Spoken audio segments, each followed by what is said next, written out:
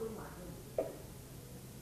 जैसे विकास की उपलब्धि जो भी है ये हमें सिर्फ बुद्धि के माध्यम से, लेकिन बुद्धि जो है वो दृश्य जो विकास है उसी के बारे में बात करती है।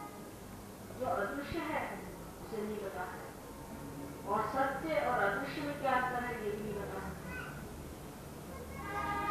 तो पहले ये सोचना चाहिए कि जब सत्य की खोज की इंसान बात करता है तो सर्वप्रथम उसको यही विचार करना होगा कि जो कुछ हमने बुद्धि से जाना कुछ भी नहीं जाना, तो भी हम भ्रम में बने रहे। बुद्धि से जानी हुई बात जितनी भी हमने आज तक जानी है उससे इतना जरूर हुआ जो दृश्य में है उसे हमने ज्ञात हो, लेकिन जो कुछ अदृश्य में है वो भी नहीं जाना, और ये भी नहीं जान पाया कि वाकई जो हमने दृश्य में जाना है ये परम सत्य है या नहीं। अब साइंस की उपलब्धि जब हम हुई तो साइंस में हम अग्रसर हुए, साइंस में हमने बहुत सारी बातें जानी और वो परमाणु तक हम पहुंचे। गतिविधियों को जो समझा है वो भी सत्य है, जो कुछ भी जड़ है उसके बारे में किस तरह से होता है संसार में, इसकी और किसी की भी दृष्टि नहीं। सत्य के अन्वेषण में सबसे प्रथम बात ये सोचनी चाहिए कि जो कुछ मनुष्य कर सकता है उससे परे कोई सृष्टि है या नहीं। जैसे कि जीवंत वस्तु को हम देखते हैं, मनुष्य का चलना टहलना, उसका बढ़ना वृद्धिंगत होना सब कुछ देखते हैं, लेकिन हम इस और नज़र नहीं करते, इस तरफ हमारी दृष्टि नहीं पड़ पाती है कि ये आदमी बनाया गया है सो क्यों। पहली बात क्योंकि उसका उत्तर हमारे पास नहीं। मनुष्य की विशेषता यह है कि जिसका उसके पास उत्तर नहीं उधर से मुंह मोड़ लेता है और कहता है कि जिसका हम उत्तर दे सकते हैं वहीं तक हम रहेंगे, उससे परे जाना भी वो सोचता है कि गलत बात हो जाएगी। लेकिन मनुष्य संसार में आया, साइंस ने बताया कि एक अमीबा से ही मनुष्य बना है, तो हठात दिमाग में ये बात आनी चाहिए कि ये इस तरह की जो विशेष चीज़ की घटनाएं घटित हुई और जिसकी वजह से ये सब हमसे नहीं बना, ये जड़ वस्तु है, इसको हम बना सकते हैं। मनुष्य की दृष्टि वहाँ तक पहुँचती कि भाई हम इसे बना रहे हैं तो इसे हमने बनाया और हम बहुत ऊंचे इंसान हो गए, यहाँ हमने बड़ा भारी काम कर दिया। लेकिन इसमें का एक पत्थर भी इंसान नहीं बना सकता, एक अणु रेणु कुछ भी नहीं बना सकता। थोड़े नम्रतापूर्वक मनुष्य सोचे कि क्या मैं ये पत्थर स्वयं बना सकता? जितने भी एलिमेंट्स हैं उसमें से मैं एक भी एलिमेंट खुद बना सकता हूँ? उसकी वैलेंसीज आदि इस कदर सुंदरता से बनी हुई है, क्या मैं ऐसी कोई रचना कर सकता हूँ? ये तो ठीक है, मरी हुई चीज को जोड़ दिया आप, लेकिन उनकी रचना में आप कुछ भी इंटरफियरेंस कर सकते हैं, उसमें कोई आपका हस्तक्षेप हो सकता है? नहीं हो सकता। आप कोई चीज उसमें की बदल नहीं सकते, वो जैसी है वैसी। आप उसके कंपाउंड्स बना सकते हैं, मिक्सचर्स बना सकते हैं, लेकिन अगर सल्फर को जलाया जाए और उसके क्रिस्टल बनाइए तो उसी ढंग के बनेंगे जैसे सल्फर के बनते हैं। आप अगर चाहें कि हम अपनी तरह के क्रिस्टल बनाएं तो वो तक आप नहीं बना सकते। उसकी जो प्रॉपर्टीज हैं उस पर आपका हस्तक्षेप नहीं। हाँ, उन प्रॉपर्टीज को आप इस्तेमाल कर सकते हैं, लेकिन उनकी जो बुनियादी फंडामेंटल जो प्रॉपर्टीज हैं उसको आप नहीं बदल सकते। तो ये किसने बनाया और ये किसकी शक्ति में है कि जो इसे बदल सकता है? इधर भी एक दृष्टिक्षेप होना चाहिए। अंधेरे में रह करके आप ये कहें कि उजाला नहीं है तो ये तो बात गलत हो। लेकिन अगर कोई कहता है कि उजियारा है तो कोई साइंटिस्ट हो, कोई भी बुद्धिजीवी आदमी हो, उसको कहना चाहिए कि अगर उजियारा है तो देखना चाहिए, कुतूहल तो होना ही चाहिए। मनुष्य के मन में कुतूहल होना चाहिए कि आखिर ये अगर कह रहा है कि इसके परे कोई प्रकाश है तो क्यों ना देखा जाए। लेकिन इस तरह से हम अपने ही से प्रभावित हैं। ऑटो हिप्नोसिस में इतने ज़्यादा हैं कि हम सोचते हैं जिस पर हम हाथ चला सकते हैं वही चीज़ सत्य है, और जिस पर हम हाथ नहीं चला सकते उधर देखने की ज़रूरत है। इस तरह से हम सत्य से कितने दूर हैं ये समझ सकते हैं कि उसके तो हमने मूलभूत चीज़ों को ही छुआ नहीं। पहला प्रश्न ये कि ये सृष्टि रची तो रचाई किसने, और इस सृष्टि के अणु रेणु परमाणु जितने भी हैं उसमें इतनी सुंदर व्यवस्था किसने की, उनको इतने व्यवस्थित रूप से किसने बनाया, ये व्यवस्थापक कौन। एक चीज़ कह सकते हैं कि ईमानदार हैं लोग कि कहते हैं कि हम इससे आगे नहीं बढ़ सकते तो हम यहीं तक रहते हैं। पर अगर हम कहते हैं आप बढ़ सकते हैं, इससे आगे आप जा सकते हैं, और इससे आगे एक प्रांगण और भी है, एक डायमेंशन और भी है, तो क्यों ना अपनी आँख खोले। ही सब सिर्फ हमारे पास एक अहंकार मात्र है कि हमने ये किया, हमने ये पता लगाया, हमारे पास ये है वो है, लेकिन जो भी है वो आपसे निम्न ही है। अगर आपको ऊपर उठना है कहीं भी तो ऊपर की चीज पकड़नी पड़ती है। कहीं भी चढ़ना होता है, आपने देखा होगा कि जब लोग किसी बड़े पहाड़ी पर चढ़ते तो वहां पर ऊपर पहले कील ठोकते हैं, फिर उसको पकड़ते हैं। इसी को आप साइंस में हाइपोथेसिस आदि कहते हैं कि जहाँ एक धारणा बना लेते हैं, उस धारणा की कील ठोक दी, फिर उस कील को पकड़ के आप ऊंचे उठ गए, और फिर उससे आगे जाके देखा कि क्या होता है, वास्तविक की ठोकी है या नहीं, वहाँ पर हम पहुँचे हैं या नहीं, ये यथार्थ में पहुँच के ही मनुष्य देख सकता है। लेकिन एकदम मुंह मोड़ लेने से ये काम नहीं होने वाला। अब अगर हम ये कहें कि जो बड़े बड़े संत साधु हैं, जो बड़े बड़े यहाँ पर अवतार हो गए हैं इस अपने भारतवर्ष में, इस योग में, जिन्होंने बड़े बड़े महान कार्य किए, जिनको आज तक संसार पूज रहा और मान रहा है, ये लोग झूठ नहीं बोलते थे, तो आप कहेंगे कि हाँ झूठ बोलते थे, इसका क्या प्रूफ है। अगर आप कहें तो हम आपके हाथ नहीं पकड़ सकते ना। परमात्मा है या नहीं ये भी अगर आप वाद विवाद उठे तो हम आपका हाथ नहीं पकड़ सकते। लेकिन अगर हम कहें कि इसकी हम सिद्धता आपको दे सकते हैं तो क्यों ना उस तरफ हम आगे बढ़े। अगर सत्य के आप पुजारी हैं और सत्य को आप जानना चाहते हैं, अगर कोई कहता है कि इसमें आप अग्रसर हो सकते हैं, इतना ही नहीं पर उस सत्य को आप पूरी तरह से जान सकते हैं, तो क्यों ना हम इसे अत्यंत नम्रतापूर्वक स्वीकार करें कि चले भाई कौन सा वो मार्ग माँ बता रही है, देखे तो सही है भी कि नहीं। अभी तक मान लिया कि ये चीज़ जागतिक नहीं थी, सामूहिक नहीं थी, और लोग बहुत थोड़े इस बारे में जानते थे, इसलिए गलत फहमियाँ हो गई। लेकिन जिस तरह साइंस की चीज़ें, बिजली आदि चीज़ें जितनी भी अन्वेषित है, ये जिस तरह आज सामूहिक है और जागतिक है और सर्वहित के लिए उपयोग में लाई जाती है, ऐसे ऊपर की चीज़ को जब पाना है, तब जो चीज़ें आज तक हमने इस्तेमाल करी अपने से नीचे वाली चीज़ों को पाने के लिए और हस्तगत करने के लिए, इतना ही नहीं उन पर अधिकार जमाने के लिए, उस चीज़ का उपयोग छोड़ देना पड़ेगा।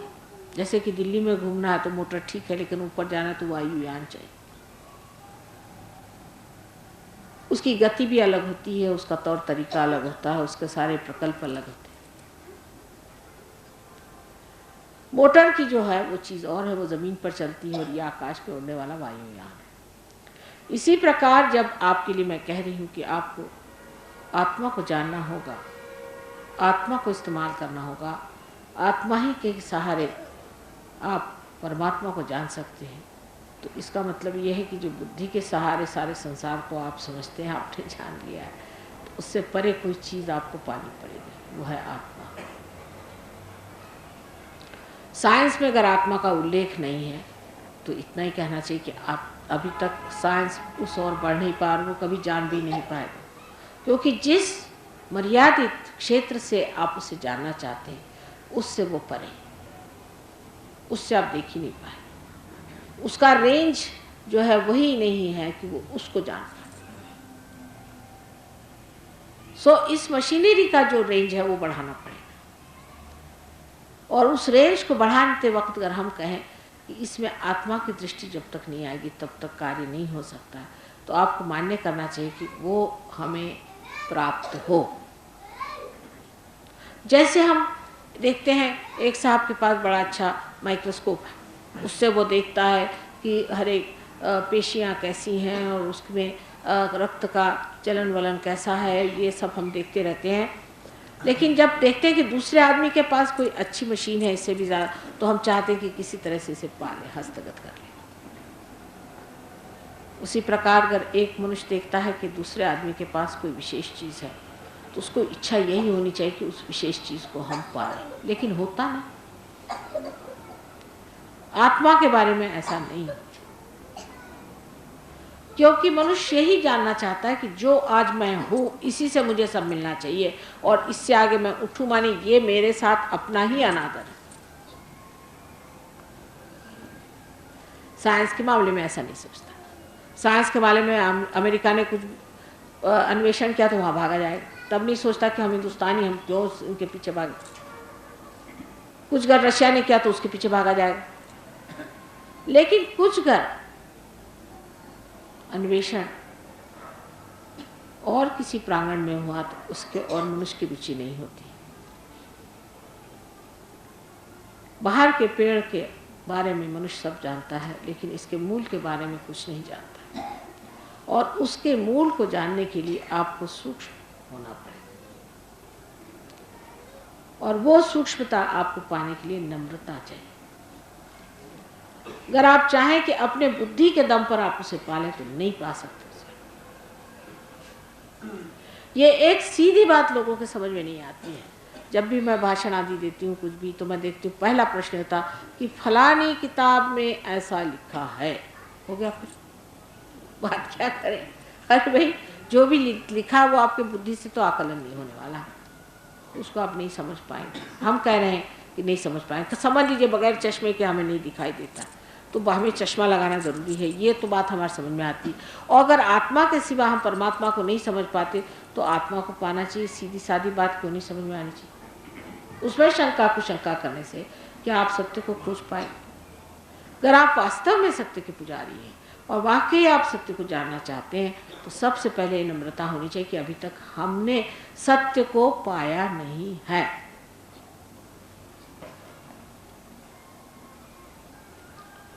ये बहुत बड़ा गुण है नम्रता। मनुष्य कुछ भी सीख लेता है, लेकिन नम्रता नहीं सीख पाता।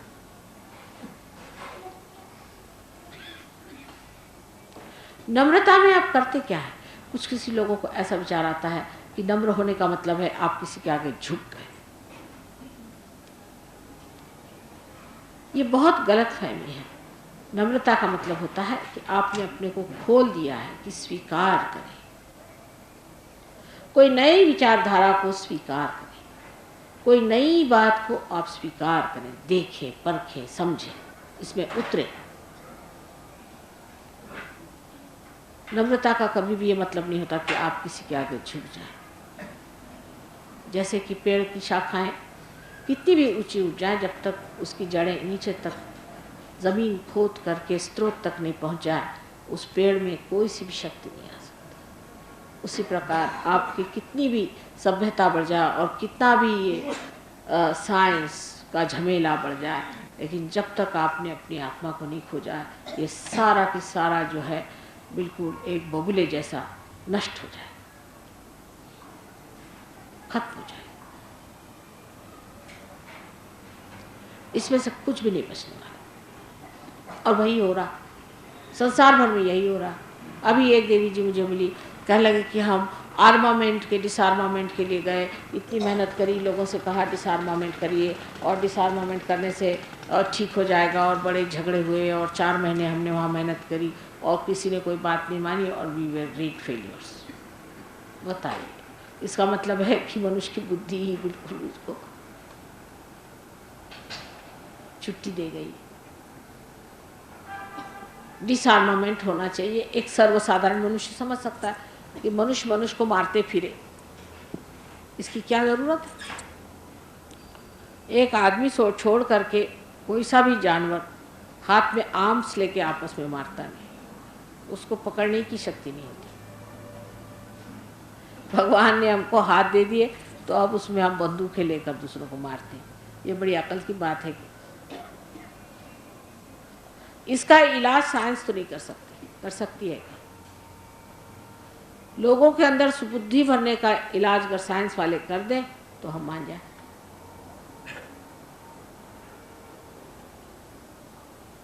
किसी के अंदर भी सुज्ञता नहीं आ सकती साइंस से, चाहे वो बनाना चाहे तो एटम बॉम्ब बना दे, और चाहे वो तो एक आधा अच्छा अस्पताल भी बना सकता, पर ये चाहने पर है। ये कोई अचल चीज़ नहीं है, ये चलायमान है।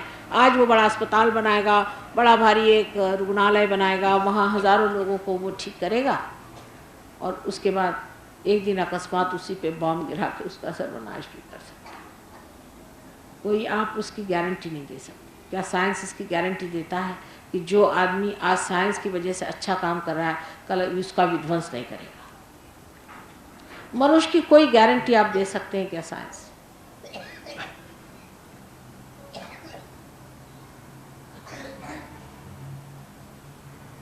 जब साइंस इतना अधूरा पड़ा हुआ है तब ये देखना चाहिए इसका जो प्रकाश है वो इतना धुंधला क्यों?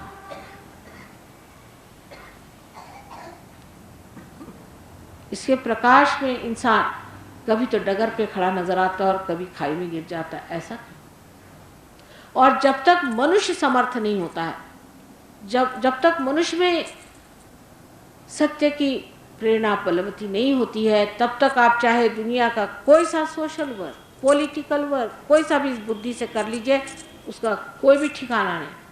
आज आप आसमान में बैठेंगे, कल आप नदी में डूबेंगे, क्योंकि साइंस किसी भी मनुष्य को समर्थ नहीं बना और बना नहीं सकता। अहंकार से मनुष्य कभी भी समर्थ नहीं हो सकता। सम अर्थ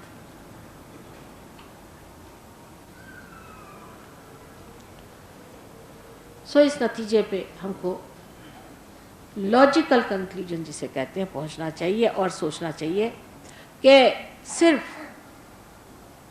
बुद्धि से हम सत्य को नहीं खोज सकते। बुद्धि से बता सकते हैं कि यहाँ सफ़ेद चादर बिछी है, खादी की चादर है, बस, और क्या, और कहाँ तक जाएंगे हम?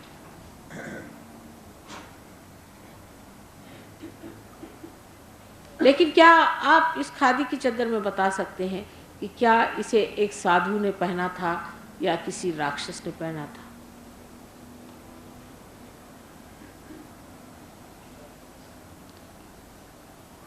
साइंस से तो आप ये भी नहीं बता सकते हैं कि ये इंसान राक्षस है कि मनुष्य है, और ये भी नहीं कह सकते कि आज तो मनुष्य लग रहा है, कल भूत बन के सर पे सवार हो जाए तो पता नहीं।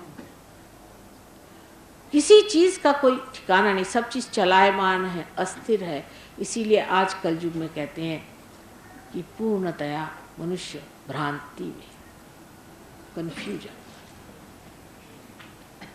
और इस कोलाहल में मनुष्य जब सोचता है कि अरे भाई ये तो आज कलयुग आ गया, अब इस पे माता जी क्या बात करें, अब तो कलयुग में ऐसा ही होता है, तो कलयुग है, मैंने एक गारंटी हो गई हर चीज़ की, अब कलयुग है, अब इसमें अगर ये काम नहीं करी तो कैसे होगा, तो करना ही पड़ेगा, ये तो कलयुग आ गया। इसमें जो है अगर इस रास्ते से नहीं चले तो काम ही नहीं बनने वाला, यही रास्ता है, कलयुग है। कलयुग में आप कैसे भी मुड़ते रहिए, अपने रास्ते किधर से चलिए, किसी तरह से आप दाएं बाएं घूमते रहिए, किसी तरह से आप जीते रहिए। ऐसा मनुष्य कॉम्प्रोमाइज़ पे रहता है, क्योंकि स्थिर जो मूल्य थे वो खत्म हो जाते हैं। जब मनुष्य भ्रांत हो जाता है तो उसके स्थिर मूल्य जरूर खत्म हो जाते। जब युद्ध ने ललकारा और जब यूरोपीय देशों में युद्ध छा गया, जब लोगों की इतनी दुर्दशा हो गई, तो वहाँ के जो मूल्य थे वो बहुत कम खत्म हो गए, करीबन खत्म से। क्योंकि जब सभी चीज़ डगमग डोलने लग गई तब लोगों को समझ में नहीं आया कि अब किस चीज़ को पकड़े। इस चीज़ को पकड़े तो ये डगडगा रही, उस चीज़ को पकड़े तो वो डगडगा रही। लेकिन तब ये विचार मनुष्य के मन में आना चाहिए कि हो सकता है कि हमने उस चीज़ को पकड़ा ही नहीं जो स्थिर और अचल है। ऐसा मन में विचार तो उठना ही चाहिए। हर एक बुद्धिवादी के मन में ये विचार तो उठना ही चाहिए। बेटे इधर बैठ जाओ, वहाँ बड़ा ठंडा है, इधर आओ, यहाँ पे बहुत जगह है, बड़ा ठंडा, बाहर मत बैठो, आओ इधर बैठ जाओ, बाहर नहीं बैठो, आगे यहाँ आके बैठ जाओ, आगे आ जाइए आप लोग। तो बैठे दीजिए, मैं आराम से बात नहीं कर पाऊंगी अगर सब लोग बाहर बैठ। यहाँ बैठो ना, क्या उस पर कुछ बिछा लो, ये अच्छी चीज़, बाहर मत बैठो।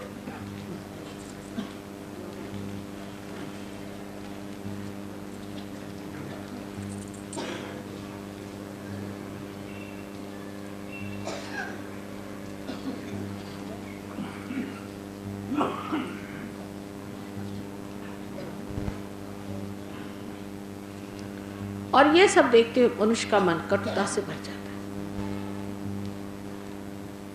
बड़ा कटु उसका हृदय हो जाता है। वो सोचता है कि कहाँ है मिठास, कहाँ है प्यार, किसी तरह जीना ही तो रह गया है। कोई अपनी गला घुटता है तो कोई दूसरे का गला घुटता है, और इसके उत्तर में हजारों लोग हजारों बातें बताएंगे। कोई कहेगा इसका कारण है सामाजिक अव्यवस्था, कोई कहेगा राजकीय अव्यवस्था, कोई कहेगा कम्युनिज्म अच्छा, कोई कहेगा कैपिटलिज्म अच्छा, कोई कहेगा कुछ अच्छा, कोई कहेगा कुछ अच्छा, और लोग उसको चिपक भी जाएंगे। कोई कम्युनिस्ट हो जाएगा तो कोई कैपिटलिस्ट हो जाएगा, कोई डेमोक्रेटिक हो जाएगा, कोई सोशलिस्ट हो जाएगा, तो कोई गरीब हो जाएगा, कोई अमीर हो जाएगा। मतलब कुछ ना कुछ ग्रुप बना करके वो सोचेगा कि ग्रुप बन के जी सकते। और संघर्ष, पूरी तरह संघर्ष, और इस संघर्ष में भी चाहते क्या है सो उनको पता नहीं। दलित दल है, कोई है वो आतताई दल है, अनेक कि दल बंदियां हो गए, लेकिन सब आपस में हम इंसान होते हुए ये दल कैसे बन गए, इसके पीछे का बड़ा भारी एक रहस्य है।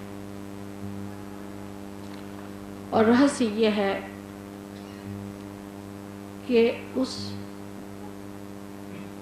परमपिता परमात्मा के प्रेम को हम देख नहीं पाते, हम समझ नहीं पाते कि कितनी प्रेम से ये सृष्टि उसने तैयार किया। आप लोग तो एक बीज से एक पेड़ नहीं निकाल सकते, एक फूल से एक फल नहीं निकाल सकते।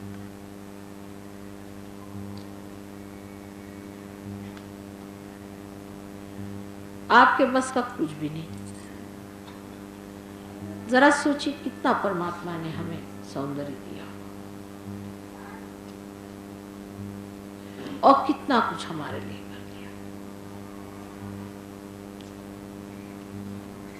इस आदमी ने ये भुला करके कि जिसने हमें बनाया, इतना बड़ा किया, एक अमीबा से इंसान बना दिया, उसके प्रति कोई भी कृतज्ञता नहीं, उधर कोई भी चित्त नहीं, उधर कोई भी विचार नहीं। इसलिए अधूरापन आ गया। और जो कुछ कह गए लोग, जो कुछ बता गए, उनको या तो जिन्होंने माना वो गलत तरीके से मान ली, उसकी भी दलबंदियां बना ली, और कुछ लोगों ने कहा कि ये तो सब ऐसी बातें, इसमें कोई अर्थ नहीं, सब झूठ।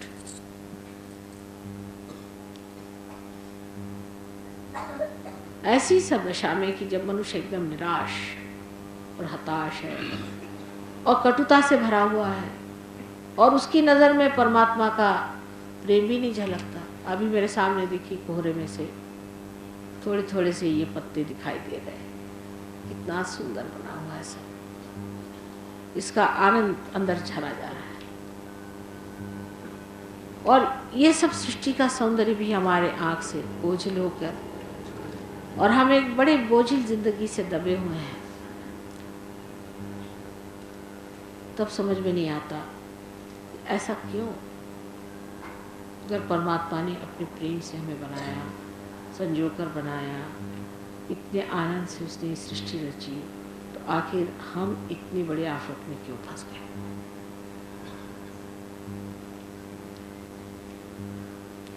इसका कारण ये कि हमने खुद ही अपनी गर्दन कटा ली।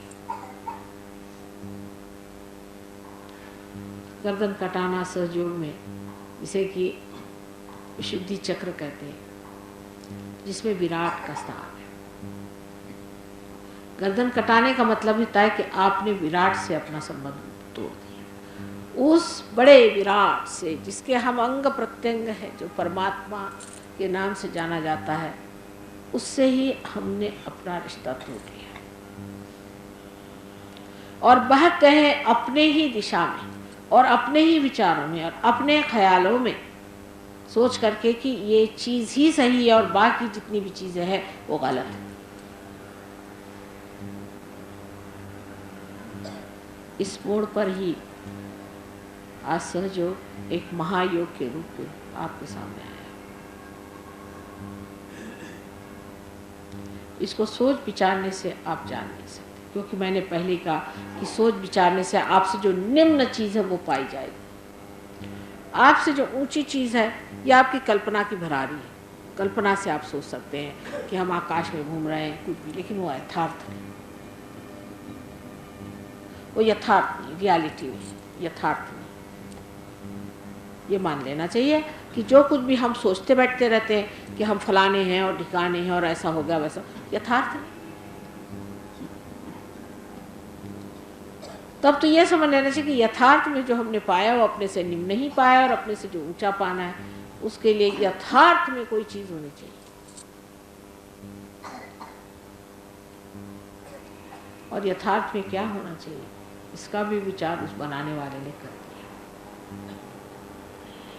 वही इसको करने वाले, उसका विचार, जिसने आपको या आंखें, नाक, मुंह, सब कुछ शरीर दिया है, मन बुद्धि अहंकार आदि सब चीज़ें आपके अंदर दी है, वही आपको वो भी खूंटी दे देगा जिसमें पहुंचकर आप इससे ऊंची दशा में आ जाए।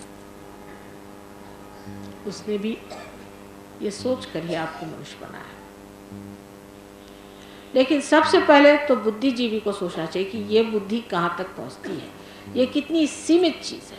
और जब असीम की बात हो रही है तब बुद्धि का बीच में रगड़ना ठीक नहीं।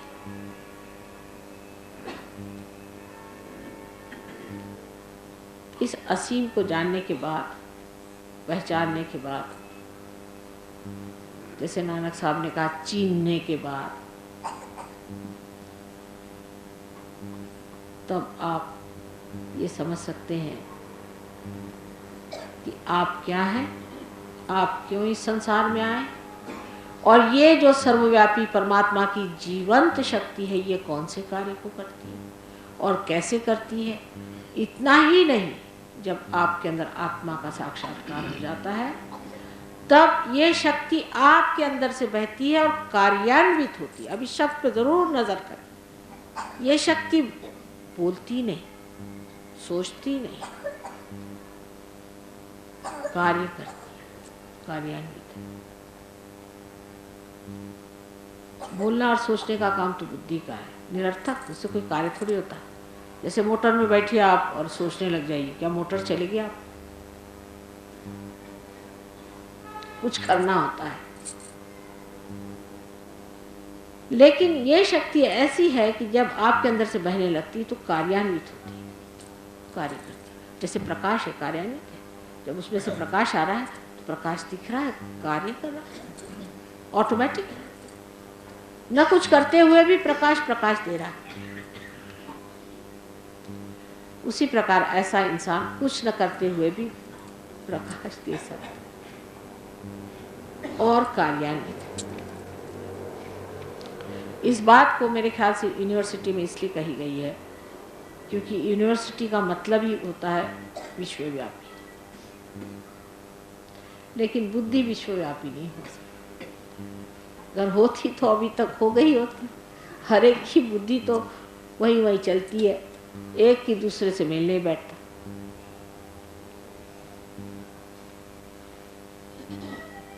तो इस चीज़ को पाने के लिए सबसे पहले नम्रतापूर्वक ये स्वीकार करना चाहिए कि अभी तक हमने जो कुछ जाना है वो सीमित है, और असीम को जानने के लिए कोई न कोई घटना हमारे अंदर घटित होनी चाहिए, कोई न कोई अंकुर हमारे अंदर जागना चाहिए, जिससे हम जो आज ऐसे सीमित से लग रहे हैं वो आकाश बन करके छा जाए। बड़ों ने समझाने के लिए बहुत तरीके से कहा है कि बूंद को सागर होना चाहिए। अब सब सिमिलीज भी जो हैं या एनालॉजीज भी जो हैं वो भी निम्न चीज़ों से ही है। ये तो एक बड़ा भारी प्रश्न है कि वो भी कहाँ से लाए, क्योंकि ऊंची चीज़ की तो बात ही नहीं कर सकते, और जो एनालॉजी करते हैं वो नीची चीज़ की करेंगे, और जो भी नीची चीज़ की करेंगे वो आपको और नीचे की तरफ खसकाती जाएगी। जैसे कहा कि आप बूंद से सागर हो जाइए, वो कहेंगे साहब बूंद से सागर कैसे हो सकता।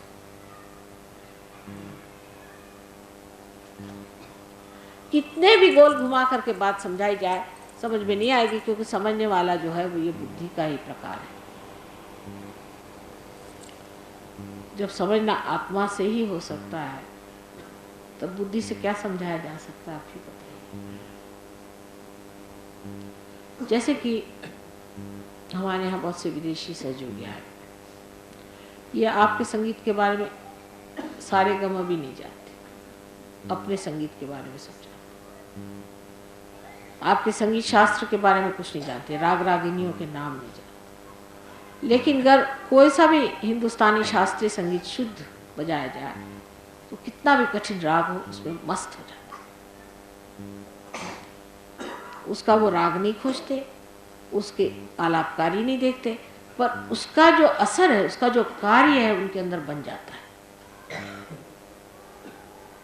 नहीं तो अगर अपने हिंदुस्तानी सुनने बैठेंगे तो पहले पूछेंगे साहब गाने वाली कौन है,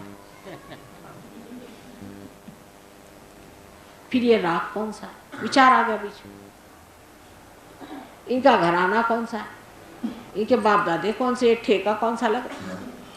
लेकिन जो इस चीज़ पे बैठा नहीं है वो सिर्फ अपने आत्मा से उसका अनुभव ले रहा है, उसका मज़ा ले रहा है, और वो राग जिस चीज़ के लिए बनाया गया था वो आनंद पूरा की पूरा उस आदमी में समाया जा रहा है। जिस आनंद से वो बनाया गया था वही पूरा की पूरा आनंद उसमें समाया जा रहा है और उसमें कार्यान्वित है।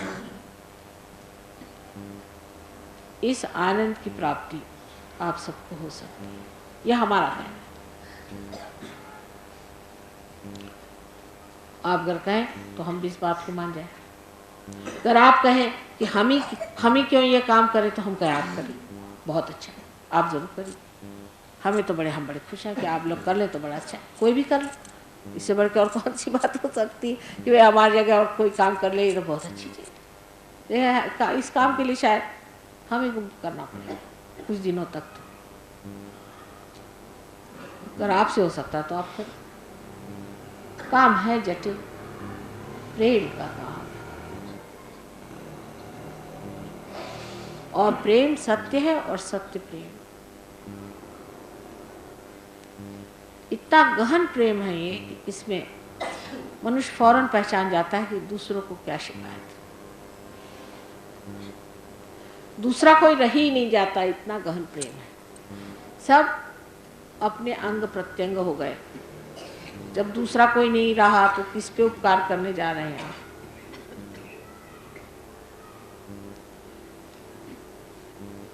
और जब ये प्रेम किसी पे भी प्रकाशित होता है तो सारा सत्य उस आदमी का पूरा की पूरा सामने नजर आ जाता है। पूरी की पूरी चीज, पूरी तस्वीर सामने आ जाती है। उस प्रकाश में आप जान लेते हैं कि ये जो आपका अंग प्रत्यंग है इसमें क्या तकलीफ है, कार्यान्वित। प्रकाश से प्रकाश में आपको दिखना चाहिए, साफ साफ नजर आना चाहिए, उसमें गलती नहीं होनी चाहिए। एक ही नहीं, सब लोग जो देखेंगे वो एक ही बात कहें कि माँ ने सफेद रंग की साड़ी पहनी। उसमें अनेक विचार नहीं हो सकते, उसमें झगड़े की बात नहीं हो सकती,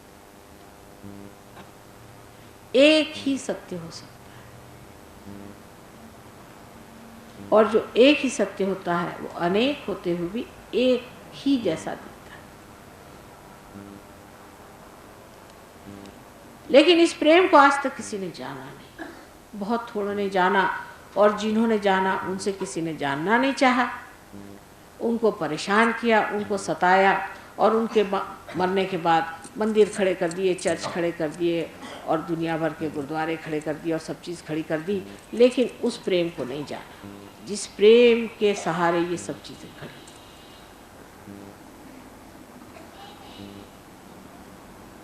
उस प्रेम को जानने के लिए भी आत्मा का ही अवलंबन करना पड़ेगा। जैसे लौकिक चीज़ें जानने के लिए हम बुद्धि का अवलंबन करते हैं, वैसे ही अलौकिक चीज़ें जानने के लिए हमें आत्मा का अवलंबन करना पड़ता है। अब कोई कहेगा आत्मा है या नहीं, पहले ही झगड़ा क्यों लेके बैठ गए? पहले ही से इसका उहापोह क्यों है? भाई देखो, है या नहीं, अब तो हम सिद्ध करने आए। पहले के लोगों को आप कह सकते थे कि वो सच थे कि झूठ थे, उनके बारे में आप 50 बातें कहिए, लेकिन अब तो हम आपको सिद्ध करने आए कि आपके अंदर आत्मा का स्थान है, और परमात्मा सर्वव्यापी अपने साम्राज्य में आपको आमंत्रण करता है। ये सर्वव्यापी शक्ति उस परमपिता परमात्मा की प्रेम की लहर है। उसका आनंद देने के लिए ही परमात्मा ने आपको इंसान बनाया। अहंकार से मनुष्य को सुख हो सकता है, आनंद नहीं हो सकता। सुख के बाद दुख भी हो सकता है, लेकिन आनंद में सुख और दुख दोनों भावनाएं टूट करके एकमात्र आनंद होता है, जिसको शब्दों में वर्णन नहीं करा जा सकता, सिर्फ अनुभव किया जा सकता है। लेकिन उसका अनुभव भी इस हृदय से नहीं है जिसको आप हृदय कहते हैं। इसका हृदय नहीं कहना चाहिए, क्योंकि अगर ये हृदय है तो ये तो कभी रुलाता है, कभी हंसाता है। हृदय जो जाने वो आत्मा है। री शब्द से, री का मतलब एनर्जी, रा माने एनर्जी, शक्ति। इस प्रेम की शक्ति को जो देने वाला है वो हृदय। इसलिए वो प्रेम की शक्ति को देने वाला, जानने वाला, ये आत्मा जो है, इसको पाना चाहिए। इतने तक अगर आप सब बुद्धिवादी उतर आए तो फिर आगे की बात हम कह सकते हैं। इतने तक पहले उतर आइए, ये बहुत ज़रूरी चीज़ है, क्योंकि नहीं तो बीच ही में आपकी बुद्धि खड़ी हो गई कि पर माता जी इसका ऐसे कैसे।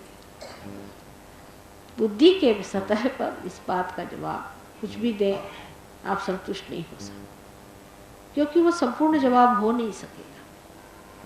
हालांकि लॉजिकली मैं आपको ले आई हूँ उस पॉइंट पे जहाँ आप ये कहेंगे कि अच्छा तुम आप बताओ ये आत्मा कैसे पाया जाए। मुझे आशा है कि ये आप लोगों के सबके अंदर ऐसी भावना शायद हो गई हो कि माँ जो कह रही है उसमें कुछ सच्चाई भी है। अब आपने फरमाया कि अंग्रेजी में बात करें, तो कोई अगर आप सवाल पूछे तो अंग्रेजी में जवाब दे दें।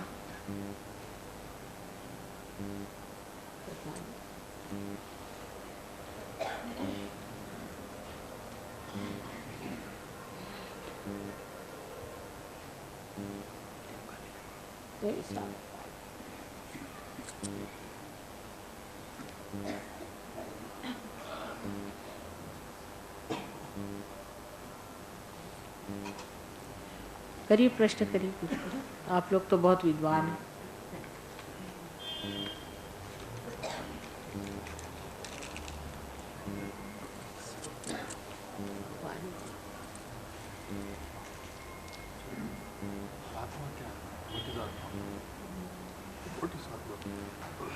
क्या कह रहे हैं? आत्मा क्या है? आत्मा उस परमात्मा की परछाई है। आत्मा उस परमात्मा का प्रतिबिंब है जो इस मानव में दृष्टिगोचर हो सकता है। रिफ्लेक्शन है। It is a reflection of God Almighty in our heart. If the heart is a good heart, that is better. If heart, जरा सा गुनगुना हो तो चले। If the heart is clean, like a clean mirror, the reflection is the best. It's just simple thing is the reflection of God Almighty within ourselves.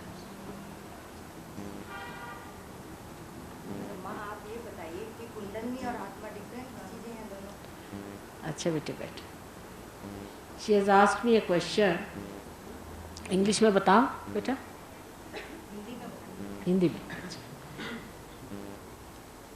इन्होंने पूछा कि कुंडलिनी और आत्मा में क्या संबंध है। अब पहले मैंने बताया आपसे कि परमात्मा का प्रतिबिंब जो है वो आत्मा है, एक बात हो गई। और परमात्मा की जो शक्ति है उसे आदि शक्ति कहते हैं, होली घोस्ट कहते हैं, या चाहिए तो उसको आप रूह कहिए। इस शक्ति का प्रतिबिंब जो मनुष्य में होता है वो कुंडली है। जब तक ये दोनों चीज मिलती नहीं तब योग घटित नहीं होता। योग माने यूनियन। और जैसे ही ये चीज घटित हो जाती है तो जैसे कि समझ लीजिए, ये एक बहुत ही ग्रोस तरीके से फिर एनालॉजी बताएंगे कि जो बिल्कुल निम्न चीज़ है उसकी, कि जैसे इसकी जो कनेक्शन है जैसे ही मेन से लग जाता है तो जो प्लग है उसमें इसको लगा देने से ही इसका कनेक्शन चल जाता है। तो इसमें कहिए कि कुंडलिनी ये है और प्लग जो है वो आत्मा है। अब है बहुत ग्रोस चीज, लेकिन करे क्या, कोई सी भी एनालॉजी दीजिए, कितनी भी काव्यमय बनाइए तो भी वो निम्न तो होगी। इतना निकट संबंध है एक दूसरे।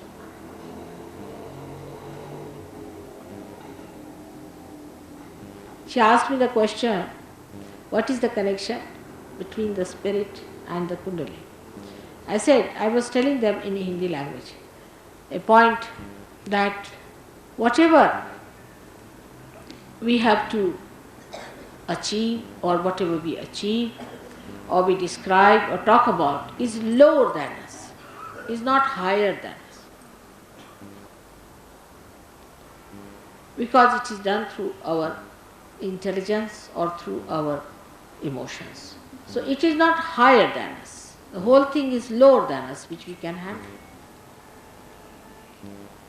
In imagination you may think of something greater things, higher things. But this imagination, that's not reality. So in reality, when you have to deal with something, in reality, then you deal with things that are lower than you.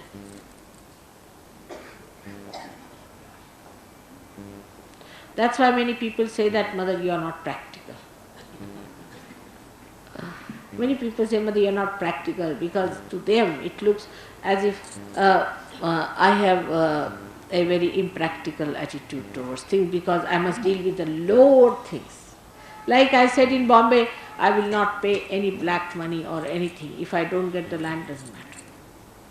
So they thought I was not practical. I must say that you should pay the. By God's grace, some man donated us 1 acre of land without paying a single part.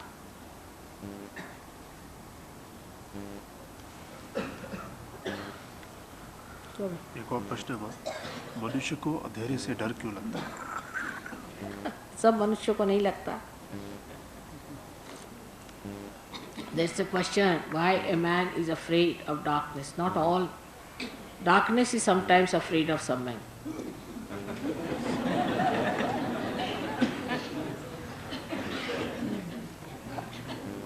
ये बात सही नहीं. प्रश्न जो है अधूरा है बेटा.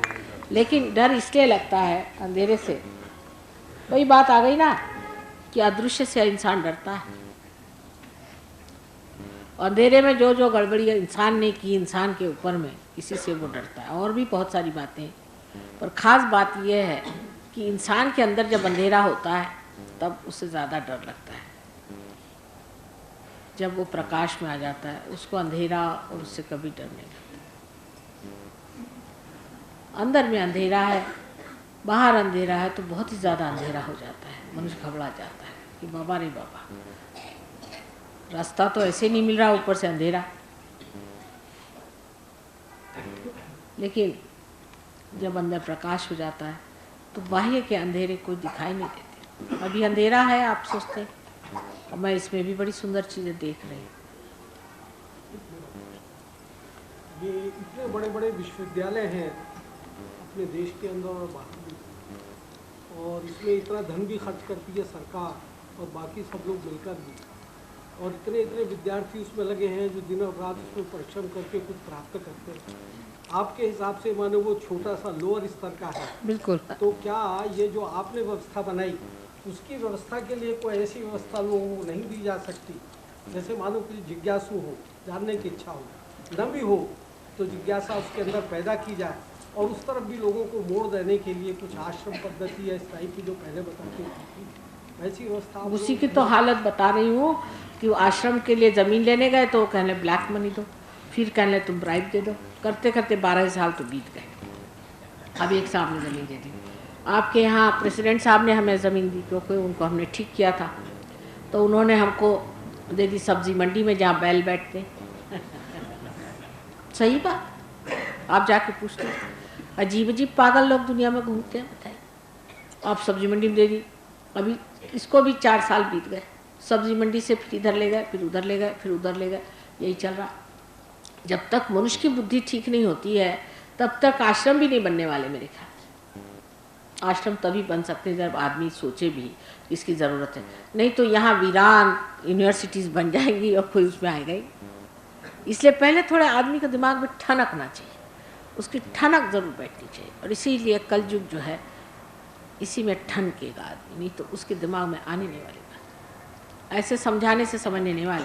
आप बताइए, आज यहाँ पर आप इतने लोग बैठे, इस यूनिवर्सिटी के कितने सुविद्य यहाँ बैठे हुए हैं, मतलब प्रोफेसर्स नहीं लेकिन लड़के कॉलेज के बैठे हैं। कोई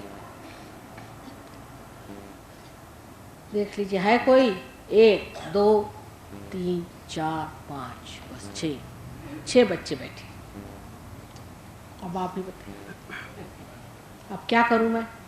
इस यूनिवर्सिटी, यहाँ मैं दिल्ली यूनिवर्सिटी में कितने सालों से आ रहे हैं मैं आपसे बताऊं? करीबन 11-12 सालों से। 12 साल में आज 6 बच्चे मिले। अब बोलिए, इसे हम क्या करें बेटा? हम तो अपनी तरफ से बड़ी मेहनत कर रहे हैं, रातों दिन एक कर दिया, लेकिन यहाँ कोई इधर आता ही नहीं। फिर वो दिल्ली यूनिवर्सिटी हुई तो और भी हालत खराब। और वो जो आपकी जवाहरलाल नेहरू यूनिवर्सिटी है उसमें तो एक इंसान आया मेरा भाषण सुनने, मैंने तो दीवारों को भाषण दिया बस।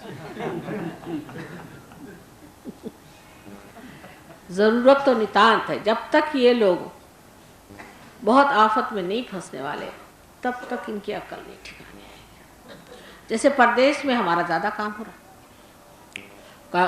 कैम्ब्रिज यूनिवर्सिटी में, न्यूयॉर्क यूनिवर्सिटी में, कनाडा में, 3 जगह हमारे थीसिस लोग लिख रहे हैं सहयोग पर। सहयोग के बारे में थीसिस लिखा जा रहा है।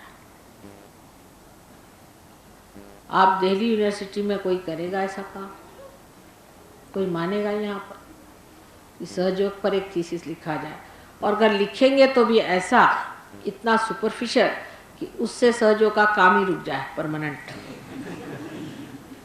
वो यही कह देंगे कि माता जी जो हैं वो सफ़ेद ही साड़ी पहन के बैठती हैं, या उनका फलाना ही है तो दिखाना है, कुछ भी अपने मन से जो भी वो सुपरफिशियल समझो बात कह देंगे, जैसे अखबारी चीज़ें चलती।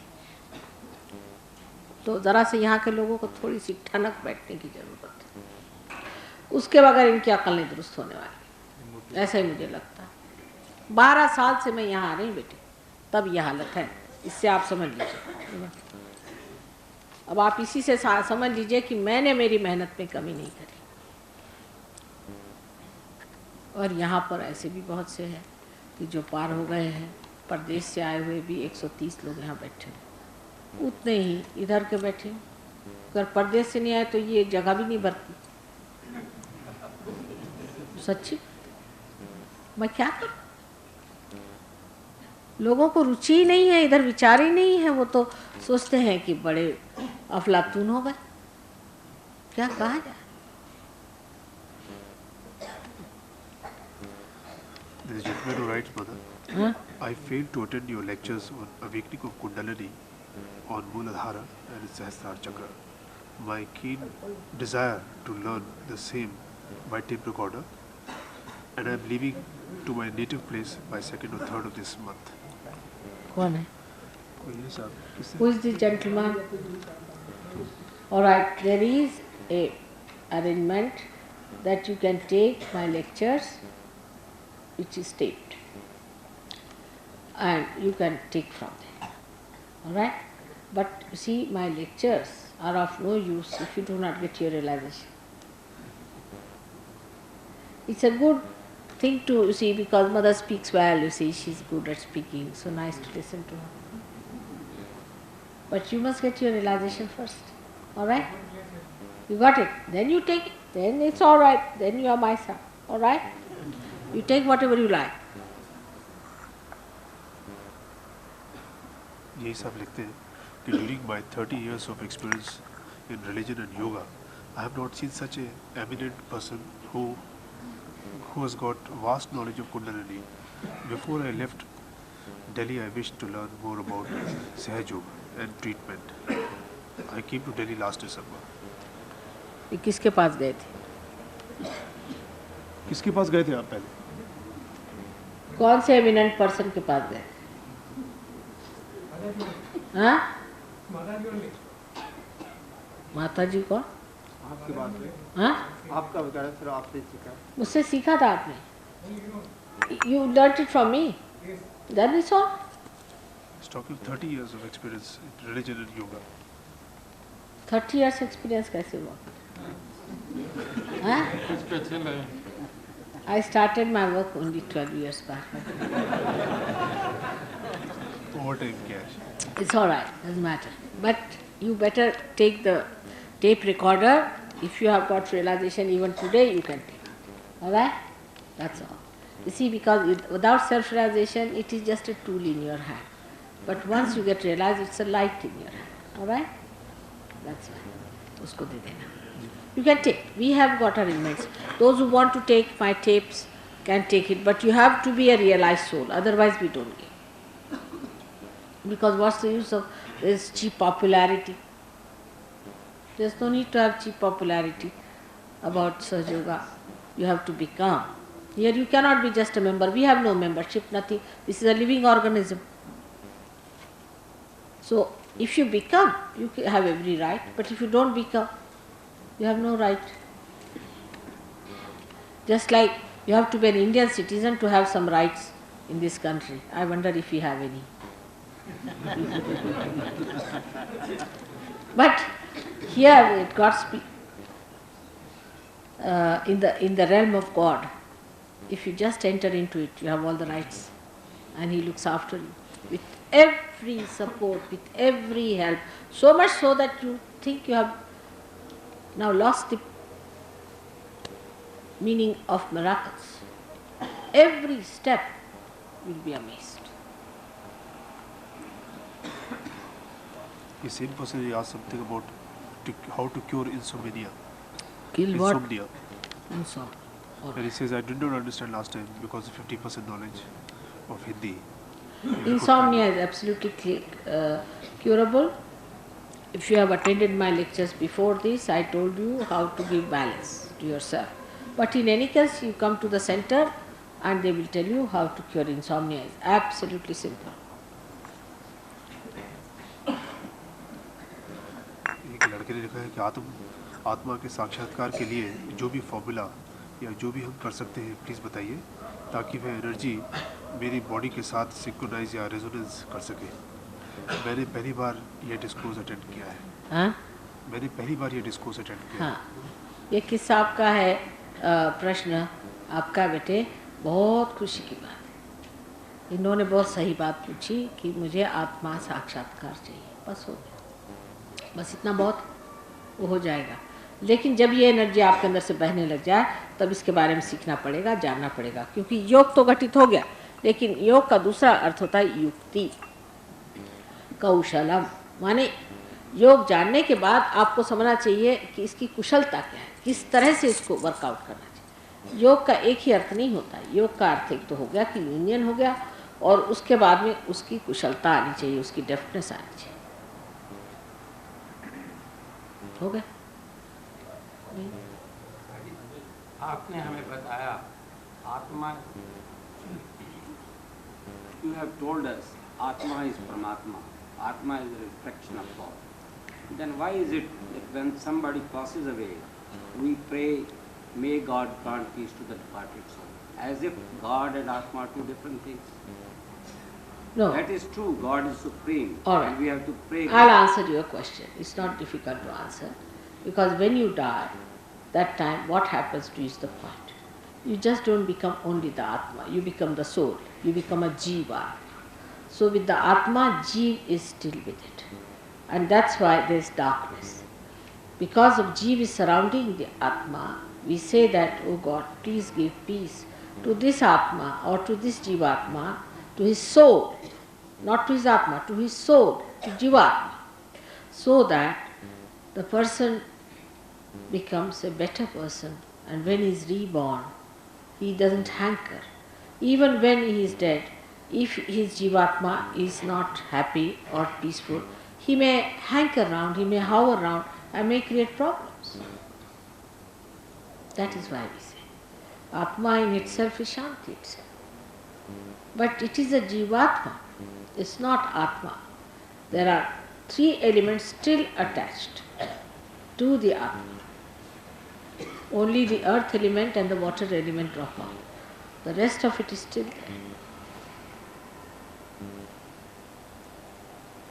क्या इस रियलाइजेशन के लिए जो आपने कुछ बताया, उसके लिए क्या आदमी गृहस्थाश्रम में रहकर ये सब चीज़? अरे भाई, गृहस्थाश्रम में नहीं होगा तो होएगा ही नहीं रियलाइजेशन।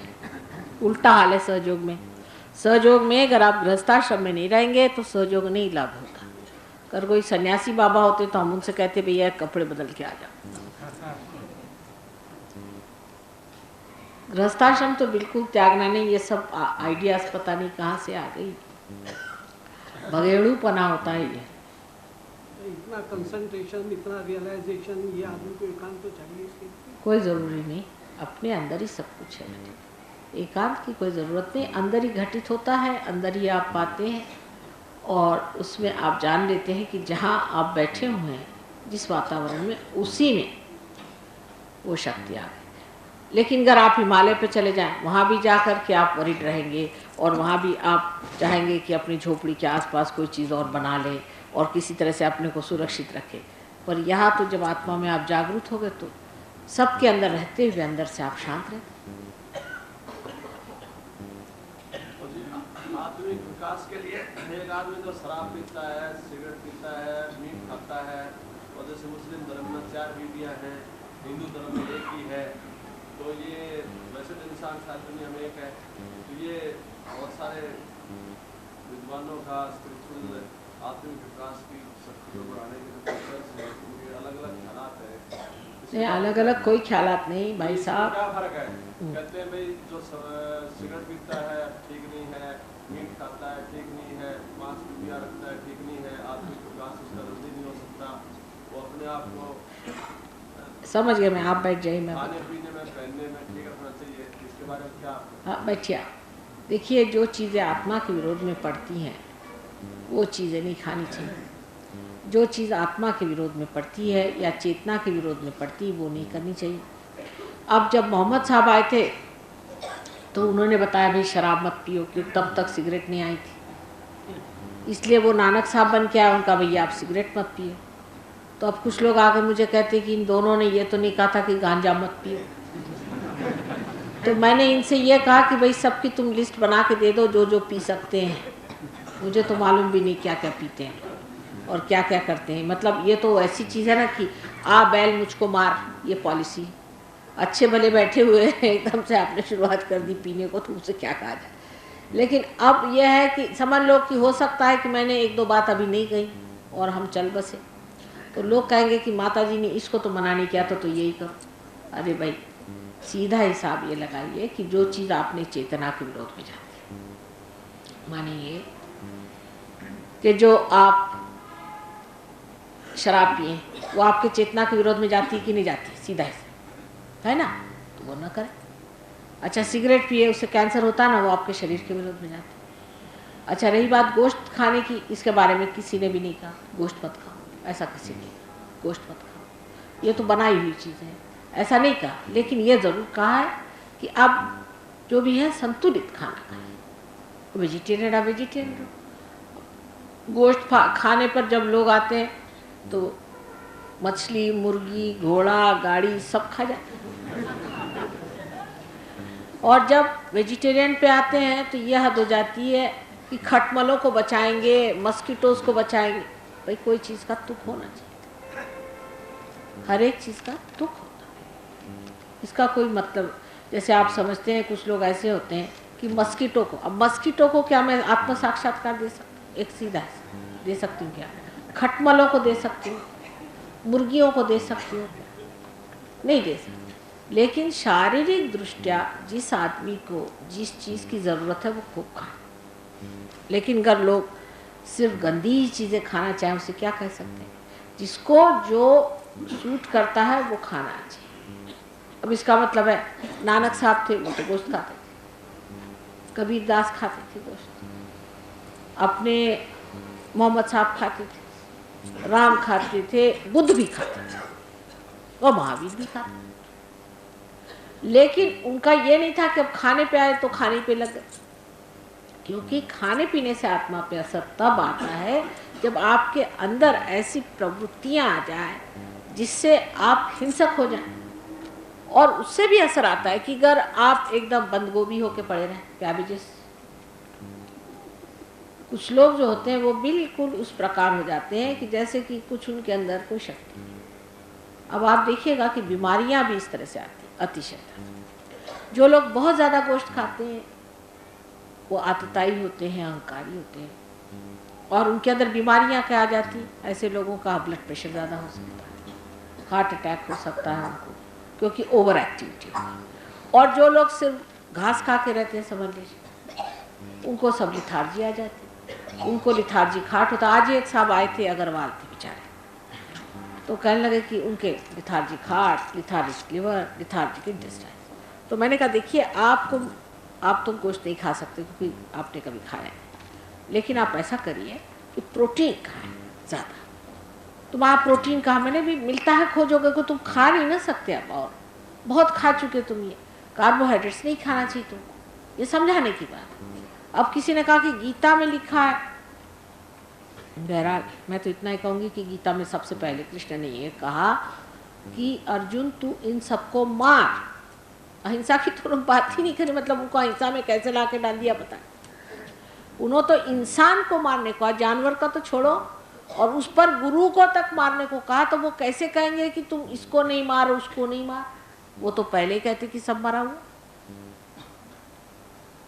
ऐसी उल्टी बातें भी सब जगह हुई है, बाइबल में भी बहुत गलत कर दिया है, कुरान में भी ऐसी चीजें कर दी। ये तो सबका धंधा है, क्योंकि ऐसा नहीं करेंगे तो इनकी चलेगी कैसे? कुछ ना कुछ ऐसा बना देते हैं कि जिससे कोई ना कोई चीज एक ग्रुप बन जाए। ये सब जो है गठबंधन बनाए हुए हैं।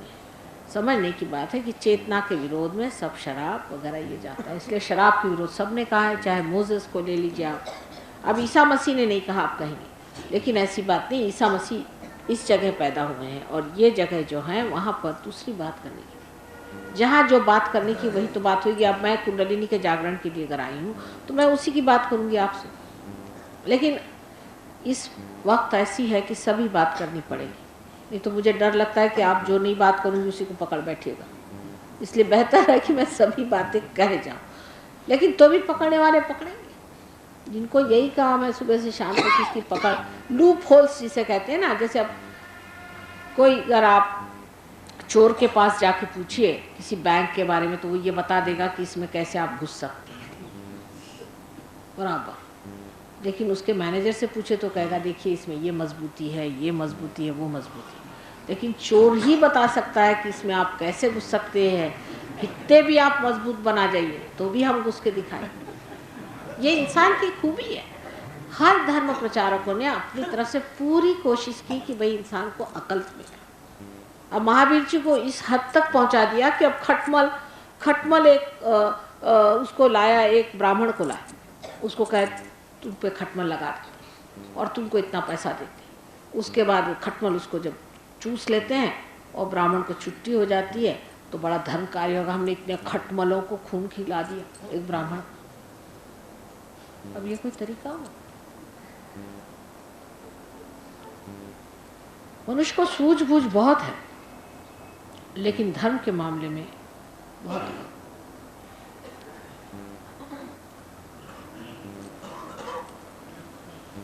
और खाने पीने का ज्यादा विचार करना भी ठीक है। रात दिन जो आदमी खाने पीने का विचार करते रहेगा वो आत्मा को क्या पाएगा आप ही।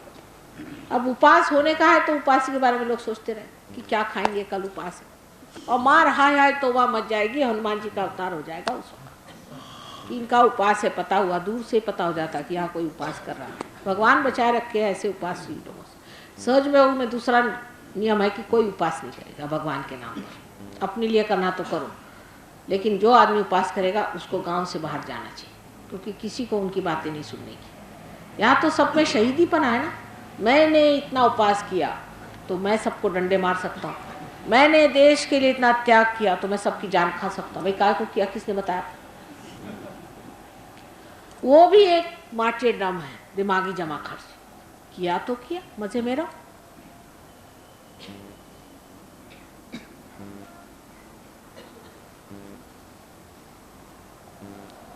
तो खाने पीने का विचार अति रखना भी दोषमय है। पर पार हो जाइए फिर बात करेंगे, क्योंकि अभी करने में आप बुद्धि के तर्क पे चलेंगे, इसलिए पहले पार हो जाइए। किसी के लिए कोई चीज़ का कंपल्शन नहीं खाने पीने का, लेकिन अपने से जो बड़े जानवर हैं उनको मत खाइए। और सहयोग में ये नहीं कि आप सबको गोश्त ही खाना है या ये ही खाना है। जो खा रहे हैं वही ठीक है, ज़्यादा मत खाइए, कम खाइए, और कम भी इतना नहीं खाइए कि भूखे मरिए। दोनों के बीच में रहना है, मध्य मार्ग। कोई चीज़ का एक्सट्रीम व्यू मत लीजिए।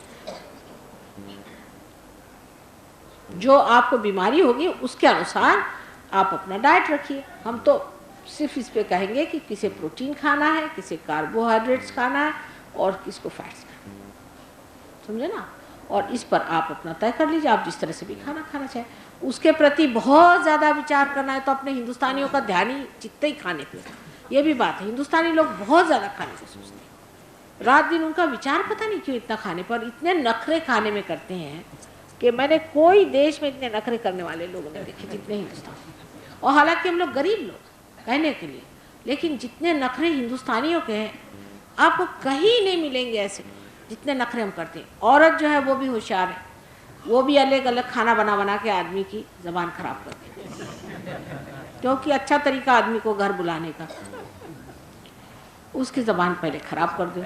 जब उसको काबू में कर लिया तब फिर वो दौड़ता फिरता है उस जीप के पीछे में। और इस कदर नखरे खाने के मामले में मैं आपसे बता नहीं सकती। बंगाल में आप जैसे है रोहू फिश खाएंगे, वहाँ रोहू होता नहीं तो रोहू खाएंगे, वही खाएंगे जो होता है। और वो जाता है सेंट्रल इंडिया से। एक बार वहाँ रोहू फिश नहीं मिली, मतलब उनके यहाँ छोटे छोटे पोखर में मिल जाती, तो भूखे मरने लग गए। तो हमारे बम्बई से कुछ लोगों ने बड़ा पैसा वैसा इकट्ठा करके एक पूरा जहाज़ का जहाज़ भेजा। उन्होंने वापस कर दिया कि हम तो सी फिश खाते नहीं, लाटसाई भी देखी और सबके सब वापस आ गए, हम सी फिश हम नहीं खा सकते। दुनिया में कोई ऐसा नहीं, आप कहीं जाके देखिए कि जो सी फिश नहीं खाता ये फिश खाता है। खाने को बैठो तो वो चाहिए, ये चाहिए, इसमें नमक ठीक नहीं, उसमें ये सब कहीं नहीं होता, ये अपने देश में। और इतने ज़्यादा खाने के हम लोग शौकीन हैं, इसकी कोई हद नहीं। इसलिए खाने की तो आप बात ज़रा भूल ही जाइए थोड़ी देर के लिए। अभी थोड़ी देर बाद खाने का टाइम आएगा, अभी time is truth beyond the sense perception, or is truth whatever we perceive and whatever we do not perceive? It's correct. This is a very good question. Is truth beyond sense perception? It is, absolutely. Because if we perceive through our senses whatever we perceive, through our senses is the truth, then we don't have to seek anymore. Whatever we perceive through our senses is what is very apparent, gross, not the subtle. What is behind the gross we cannot perceive. For example, we cannot say how to make an atom.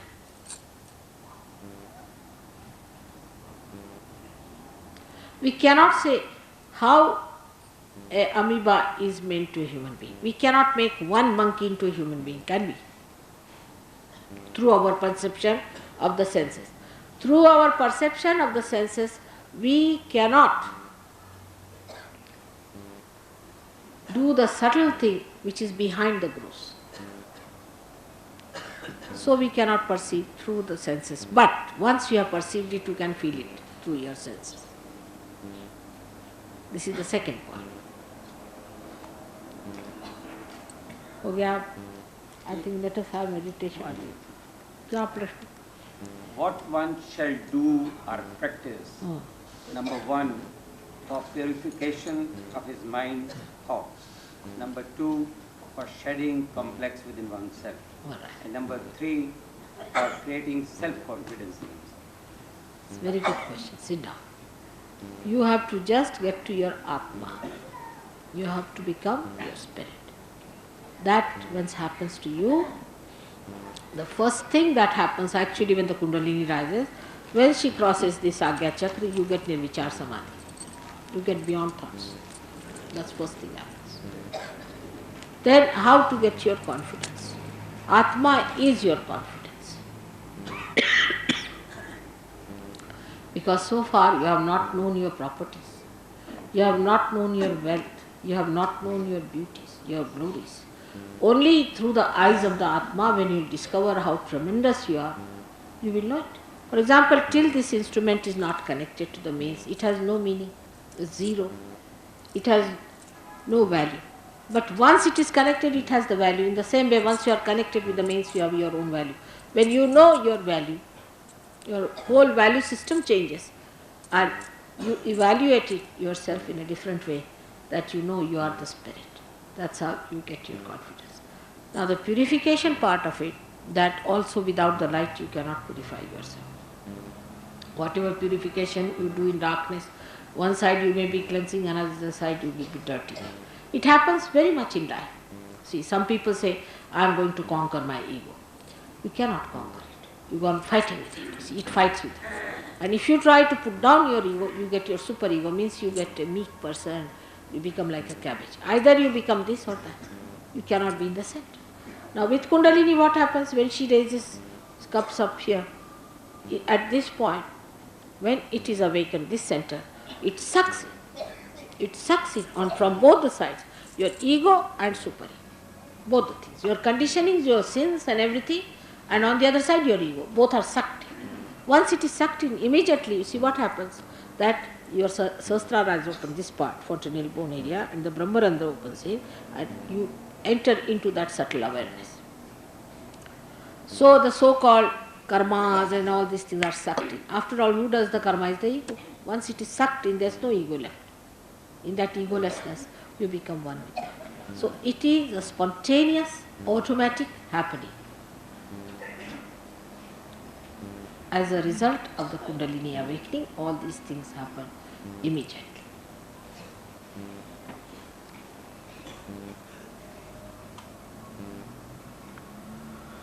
What was the soul before entering body? Huh? What was the soul before entering body? And what happens to it after death? अभी ये चले पूछने, ये पूछ रहे हैं कि what is the soul before the birth, what is the soul after. बेटे, just now you are a human being. Alright, just now you should not worry about this thing. Everything you cannot know in every one lecture, can you? So now, don't worry about this. Why worry about the past or the future? Because past is finished. क्या? ये रहे. Past is finished and the future doesn't exist. So we have to be in the present. Now how to be in the present? Just now if I say pay attention to yourself, can you pay attention? That's why let the Kundalini rise. You get your realization. Then we'll talk about the past and the future. Just now you get the present.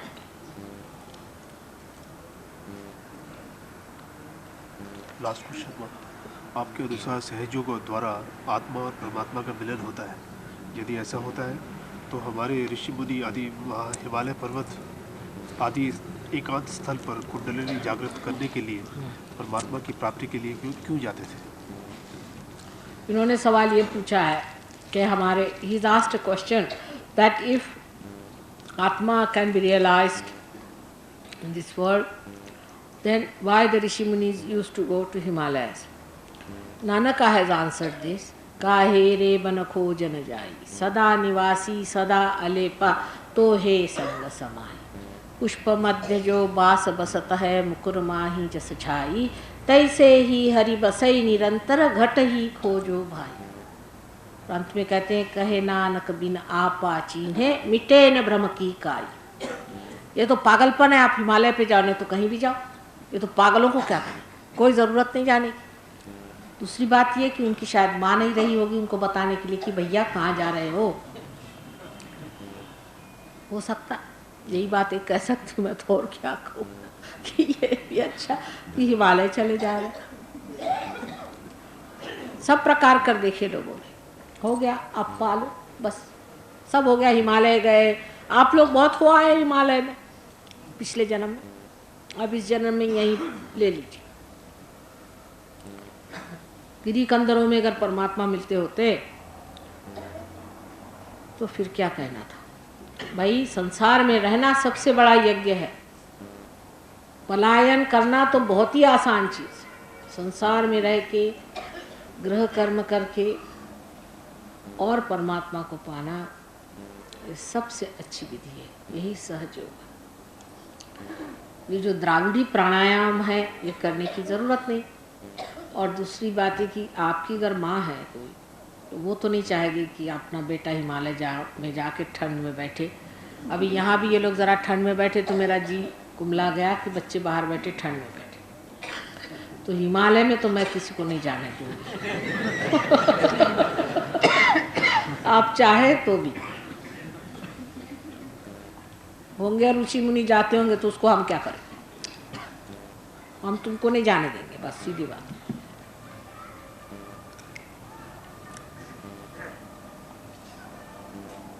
कौन से ऋषि गए थे हिमालय ये तो मुझे नहीं पता, कोई गए थे ऑथेंटिकली? कौन से ऋषि गए थे? हाँ गर्मी में जाओ, हिमालय बड़ा अच्छा रहेगा, वो दूसरी बात। लेकिन राजा जनक का किस्सा है श्री रामचंद्र जी के वक्त कि उनको विदेही कहा जाता था, वो तो राजा।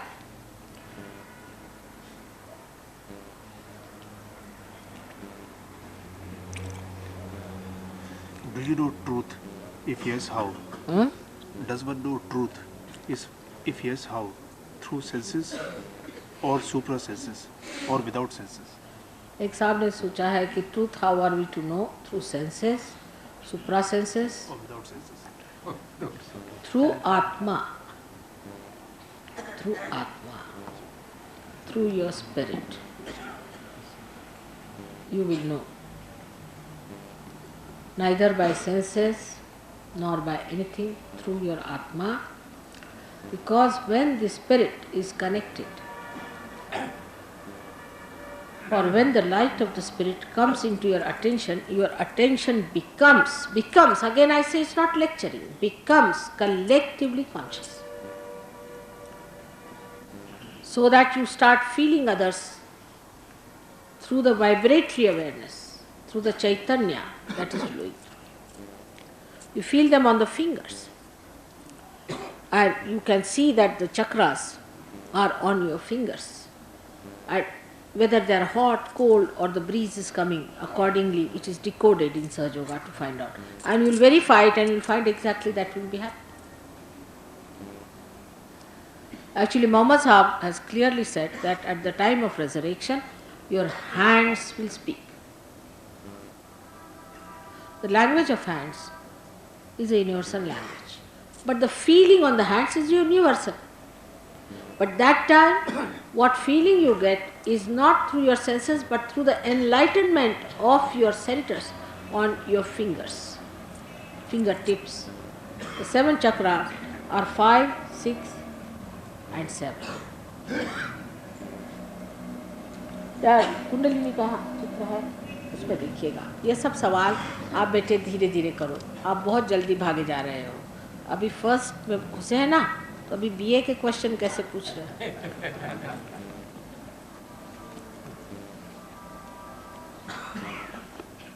ठीक है. और किसी को कोई सवाल है तो पूछ लीजिए, नहीं तो बीच में खड़े हो जाते.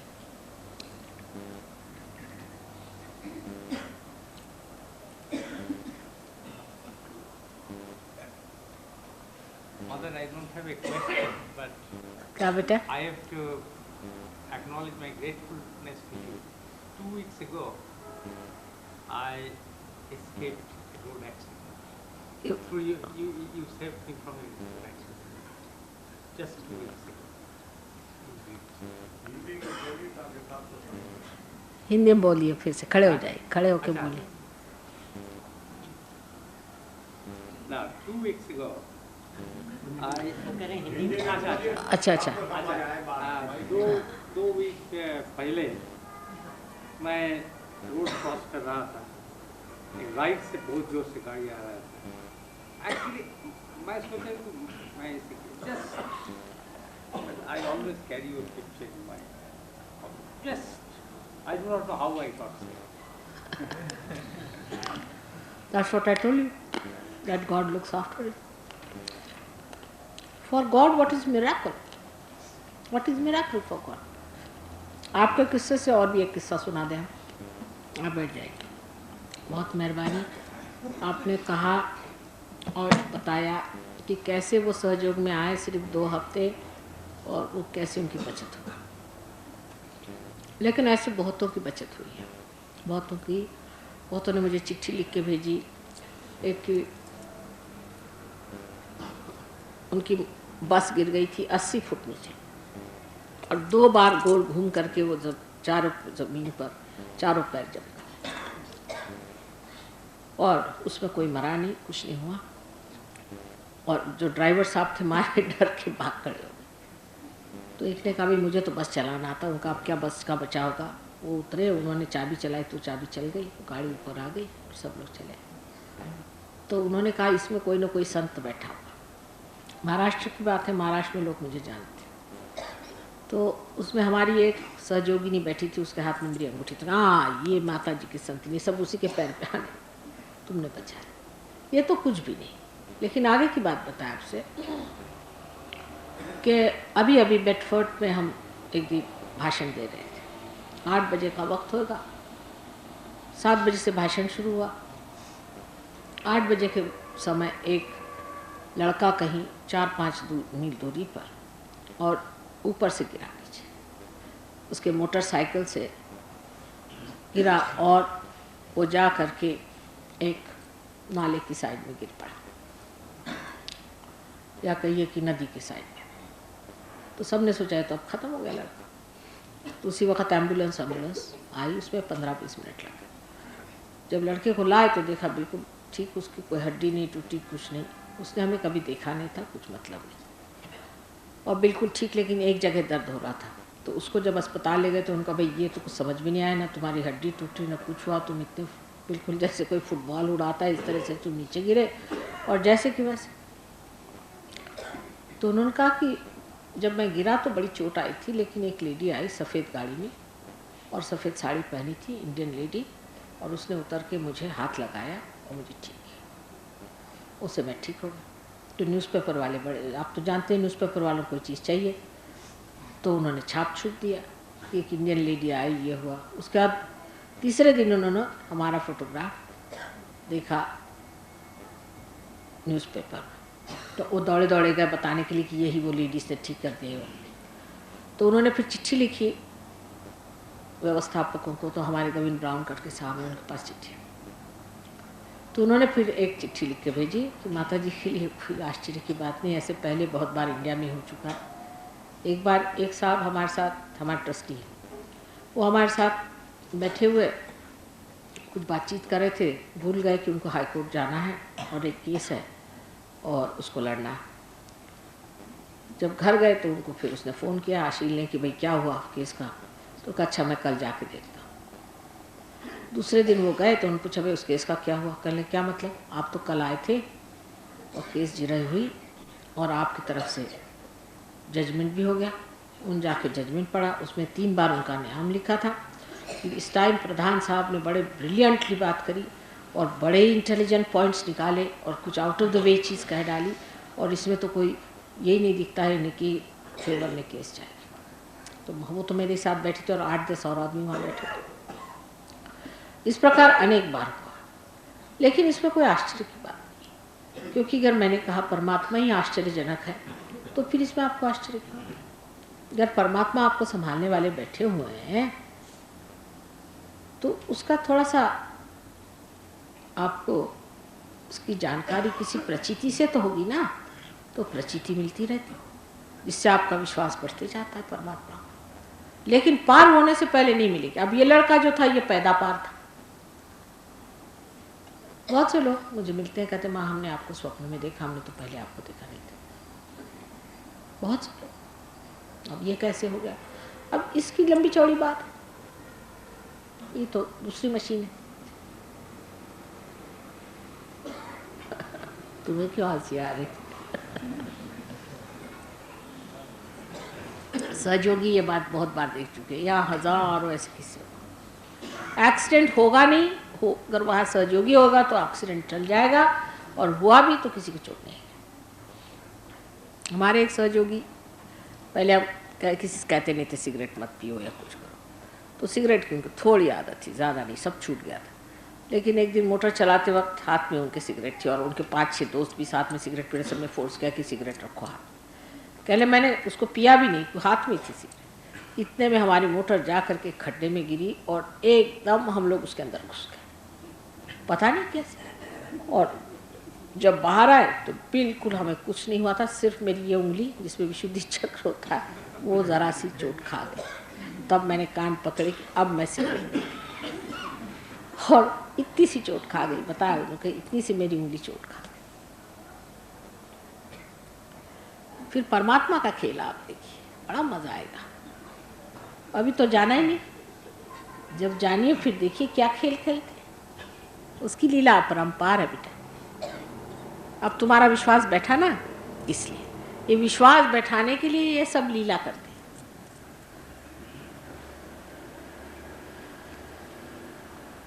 यहाँ पर हर सहयोगी आपको अगर बताने लग जाए तो एक किताब लिख डाले, सबके एक एक अनुभव है। हमारे वर्मा साहब हैं, वो खुद ही इतनी ज़ोर से गिरे थे, देखिए उनको कोई विश्वास नहीं करेगा कि इतने ज़ोर से गिरे हुए और बिल्कुल मरते मरते बचे हुए इंसान। बहुत सारे लोग, इसकी कोई ऐसी बात नहीं, लेकिन आपने कह दिया, आपकी मेहरबानी। सब लोगों को इससे विश्वास होता है। आप में से कोई ये बात उठ के कहे, बहुत बड़ी बात है। तो फिर ठीक है, अब इसका एक्सप्लेनेशन क्या दें आपके? साइंस में तो कुछ नहीं बैठने वाला, साइंस से परे, सेंसस से परे। जो महाशय सेंसस के बारे में जानते हैं वो क्या एक्सप्लेनेशन इसका सुनेंगे? ये मशीन और है, मैंने आपसे कह दिया, भगवान की मशीन और है। अच्छा पार हो गए, चलिए कोशिश करें। पर यह है कि जैसे आज सोमवार को आए हैं, अगले भी सोमवार को आप आइए, ध्यान धारणा करें। यहाँ पर हमारे और भी लेक्चर होते हैं, इसमें उतरना पड़ता है। पहली चीज़ है योग को प्राप्त करें, और दूसरी चीज़ है इसमें कुशलता प्रवीणता करें, और परमात्मा के आशीर्वाद से पूरी तरह से आप सिंचित रहें। बेटा कर्म बलवान है माँ या योग? कर्म बलवान है या योग? योग सबसे बलवान है बेटा। कर्म का तो कोई मतलब, कर्म तो सिर्फ एक भ्रम है। आप करते क्या है? ये भी भ्रम। आप करते क्या है? कोई मरी हुई चीज़ से मरी हुई चीज़ बना दी। आप जिंदा काम तो एक भी नहीं कर सकते। एक फूल से आप फल नहीं निकाल सकते। तो कर्म करते क्या? आप लोग दिमागी जमा खर्च की, मैंने ये बुरा किया, मैंने अच्छा किया, इसी में अपने को परेशान किया। संस्कार कर्म है ना। हाँ, पिछले संस्कार जो है वो कर्म है। तो वो भी इसमें, अगर कोई आपके कर्म खाने को बैठा है तो आप क्यों परेशान हैं? कोई होता ही ऐसा जो आपके कर्म सब खा जाए? हो सकता है, हो तो सकता है कि नहीं? ठीक है, आप हम पे छोड़िए, आपके कर्म जरा देखें तो क्या है। जब परमात्मा को आप जानते हैं लेकिन समझते नहीं। परमात्मा जो है प्रेम का सागर है, दया का सागर है, क्षमा का सागर है। सब चीज़ आपकी एक क्षण में खत्म कर सकते हैं। आप बिल्कुल ये ना सोचिए, ये सोचना भी नुकसानदेह है। अगर आप सोच रहे मेरे पूर्व कर्म खराब थे, ये था, सो तो कुछ बात बनने नहीं वाली। आप ये सोचिए कि मैं आत्मा हूँ और आत्मा निर्दोष है और मैं आत्मा ही बनना चाहता हूँ। इसी विचार से जो आदमी आएंगे वही पार होंगे। और जो इस तरह से सोचेंगे मैं किसी काम का नहीं और मैं बेकार हूँ और मेरे पूर्व जन्म खराब है, उनका कुछ नहीं बनने वाला। आपको तो मैं मंदिर बना रही हूँ जो परमात्मा का साम्राज्य है। ठीक है, मैं तो आपको नहीं मानती आप कोई दोषी है, मैं तो मानती हूँ आप मंदिर हैं। अब बेटे अब बहुत हो गया, जितने लेक्चर से ज़्यादा भाई अगर मैं सिर्फ आंसर देती रहूँ। अच्छा, एक अब आखिरी सवाल, आत्मा और सूक्ष्म शरीर में क्या रिलेशन? आत्मा और सूक्ष्म शरीर। सूक्ष्म शरीर जो होता है वही जीवात्मा का जो जीव है उसे सूक्ष्म शरीर कहते हैं, और आत्मा बिल्कुल अछूती चीज़ है। समझे ना? अभी मैंने उसकी व्याख्या की है, फिर किसी दिन तुम हमारे भाषण में सुन लेना तो समझ लेना। अभी उसकी व्याख्या मैंने बता दी। ये कहा जाता है महाजी, अब फिर से बेटे तुमने 4 सवाल पूछे। अगर परमिशन हो। क्या कहा? कहा जाता है छोड़ दो, अभी जो होता है वो दिखा देते हैं ना। एक बड़ा मामूली सा है। ये अक्सर कहा जाता है कि जो कुछ भी होता है उस विधाता की इच्छा से होता है। ठीक है, मनुष्य जो भी करता है, चाहे वो नेक काम करता है चाहे बुरे काम करता है। नहीं ये नहीं कहा, ये बात गलत है। यही इसी नहीं चीज़ नहीं, ये बात गलत है, ये आप अपने मन से मेरी कह। बेनती आपसे यही है कि इसके ऊपर थोड़ी सी लाइट थ्रो कीजिए। अच्छा, कहाँ तक ये सही आप बात है? बैठिए, आप बैठिए। परमात्मा जो करता है वो उसकी इच्छा से होता है, पर मनुष्य के लिए उसने स्वतंत्रता दे दी है। मनुष्य को उसने स्वतंत्रता दे दी, और स्वतंत्रता में उसने कहा कि तुम आराम से रहो। पहले यही कहा, पहले मनुष्य को उसने ये नहीं कहा कि तुम खोजो, नहीं कुछ नहीं कहा। उसने कहा तुम अब आराम से रहो। बाइबल में इसका उल्लेख आपने सुना होगा कि उनको एक गार्डन दे दिया, उनसे कहा शांति से बैठे रहो, ऐसे रहो। लेकिन इंसान को चैन कहा, उसने ऐसा क्यों कहा? जब ये गलत रास्ते पे चल पड़ा तो अब वो इतनी लंबी चौड़ी चीज़ चल गया है, फिर उसके लिए अवतरण हुए, ये हुआ, सब परेशानी, नहीं तो कब के कब हो जाता है ये। तो आपको स्वतंत्रता परमात्मा ने जरूर दी, क्योंकि स्वतंत्रता इसको पाए बगैर आप स्व के तंत्र को नहीं जान पाएंगे, इसलिए स्वतंत्रता दी। आप भला करिए बुरा करिए ये आपका है, बाकी परमात्मा जो है वो सारा कार्य करता है, इसमें कोई बात नहीं। आप अपना बिगाड़ना चाहे तो बिगाड़ सकते हैं, अच्छा करना चाहते कर सकते हैं, उसको परमात्मा क्या करे, क्योंकि आपको स्वतंत्रता दे दी। और जो दी हुई चीज़ वापस लेने के लिए वो इंसान थोड़ी ना है, वो तो भगवान है। अब जाइए, अब आपको अगर जाना है नरक में तो जाइए, क्या करें।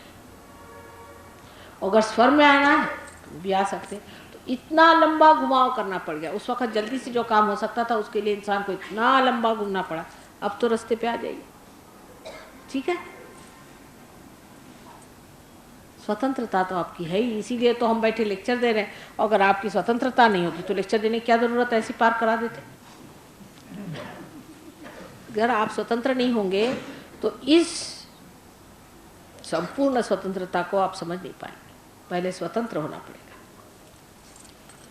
इसलिए आप स्वतंत्र हैं, और आपकी स्वतंत्रता में ही हमारी विनती है कि आप अपने आत्म साक्षात्कार को पाएं और अपनी स्वतंत्रता से इसे स्वीकार करें।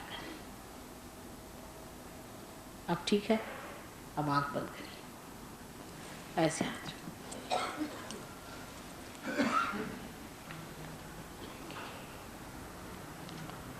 आँख बंद कर लें, चश्मे वगैरह उतार लें तो अच्छा रहेगा, आँख पे भी अच्छा असर आता है। बस ऐसे हाथ रखें।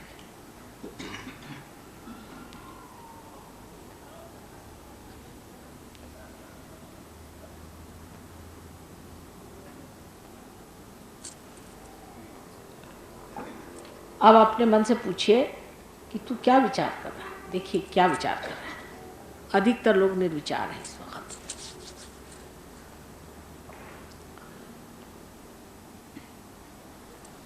आप विचार करना चाहें तो कर सकते हैं, लेकिन आप आंख बंद करके अपने मन से पूछें कि तू क्या विचार कर रहा है। चश्मा उतार लीजिए, अच्छा रहेगा, आंख के लिए फ़ायदा करती है, उतार लीजिए।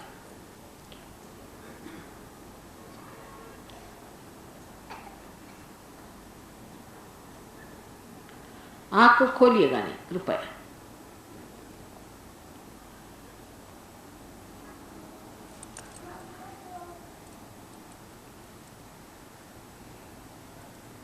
अब फिर वही बात आ रही, आंख बंद रखिए। आपकी स्वतंत्रता, मैं आपकी स्वतंत्रता को नहीं उल्लंघन कर सकती, उसको नहीं मैं पार कर सकती। आपकी स्वतंत्रता में ही आपको कहना होगा कि माँ मुझे आत्म साक्षात्कार चाहिए। जब तक आप नहीं कहेंगे मैं आपको ज़बरदस्ती नहीं कर सकती किसी भी प्रकार।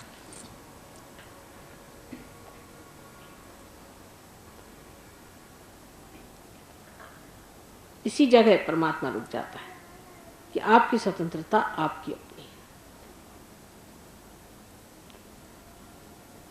आप चाहें तो अपने कर्म भोग लेकर रोते बैठे रहिए, सर पीटते रहिए, और आप चाहें तो आत्म साक्षात्कार को पाएं। ये सब आपके ऊपर है।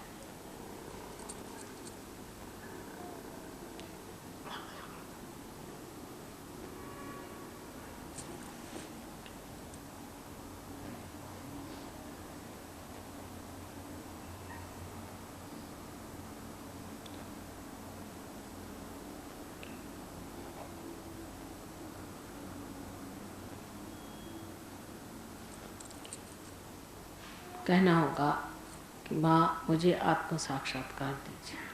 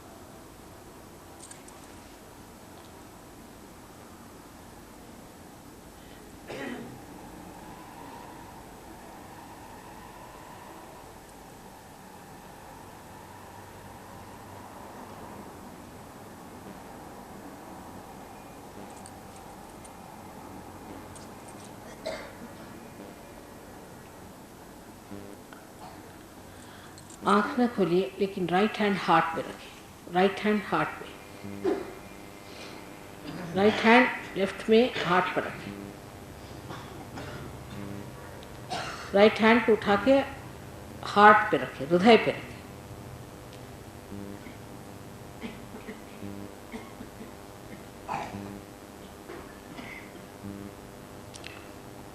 और एक बात कहें मन में, शायद प्रश्न करें, माँ क्या मैं आत्मा हूँ?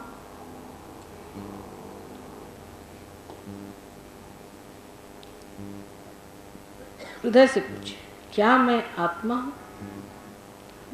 माँ क्या मैं आत्मा हूँ?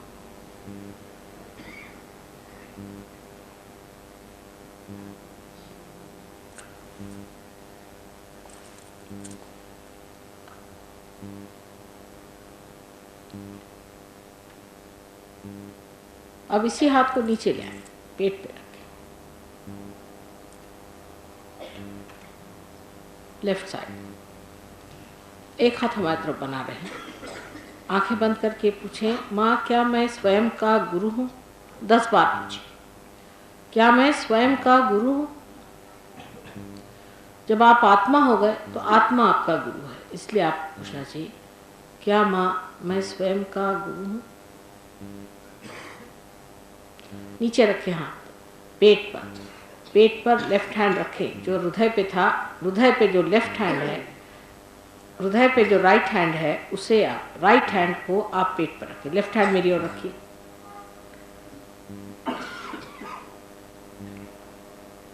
जो राइट हैंड है जो हृदय पे था, उसे नीचे उतार के पेट पर रख के 10 बार पूछिए कि माँ क्या मैं स्वयं का गुरु हूँ?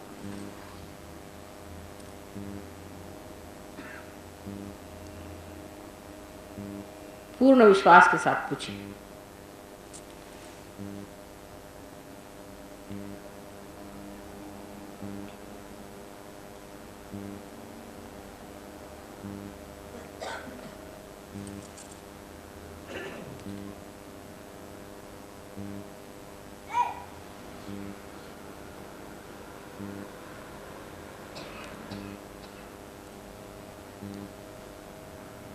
अब इस हाथ को फिर से हृदय पे रखें,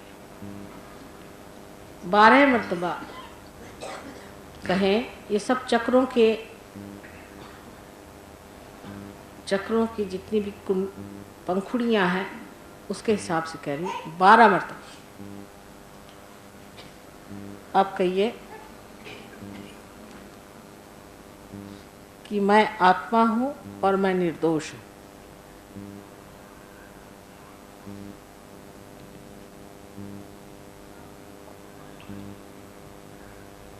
मैं आत्मा हूँ और मैं निर्दोष हूँ, 12 मर्तबा कहिए।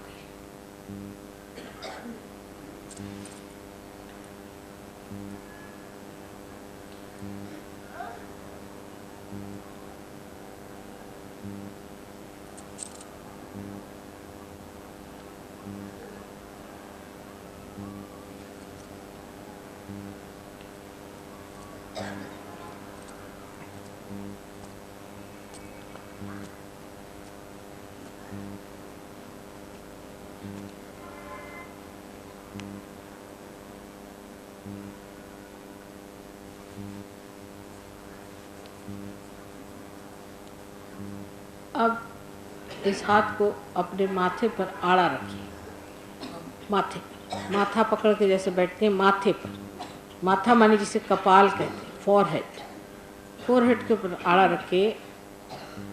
आप कहिए कि माँ मैंने सबको क्षमा कर दी, हृदय से करिए, सबको कर दीजिए, कोई बात कठिन नहीं, सिर्फ कहना मात्र है हृदय से, क्योंकि नहीं क्षमा करने का मतलब यह है कि आप खुद ही अपनी परेशानी बना रहे हैं। दूसरों को तो आप परेशान नहीं कर सकते, अपने को परेशान किया, इसलिए कह दीजिए कि माँ मैंने सबको क्षमा कर दिया।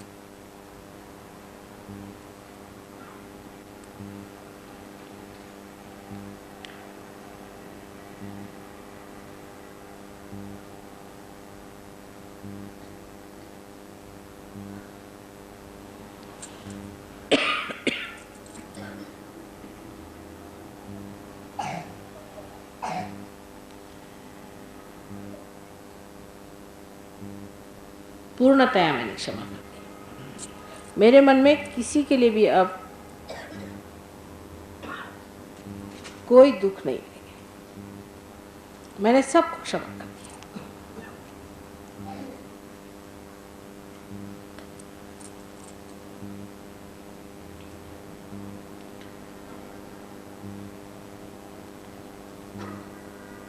क्षमा कर दीजिए, सबको क्षमा कर दीजिए। आपका सब बोझा उतर जाएगा। आप क्षमा कर दीजिए पूरी तरह से।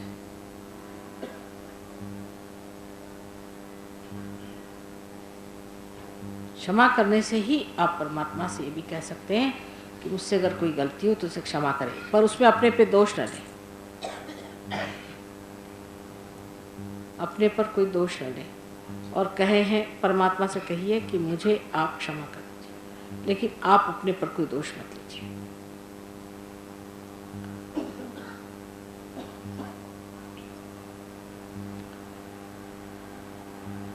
अब इस हाथ को आप तालु स्थान पे रखिए। तालु स्थान पे देखिए गर्मी आ रही है। आप तालु को दबाइए उंगलियों से। देखिए तालु को गोल घुमाइए जैसे घड़ी के चक्र घूमते हैं। आपको मैं स्वयं ही सिखा रही हूँ कि कुंडलिनी का जागरण कैसे करना है। और देखिए वहाँ गर्मी सी है? पहले ज़रा गर्मी सी आ रही।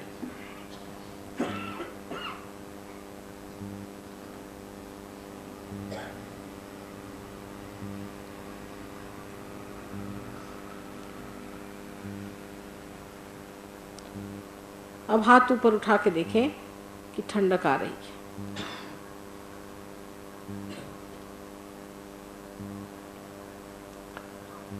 अब राइट हैंड मेरे और करिए लेफ्ट हैंड से देखिए।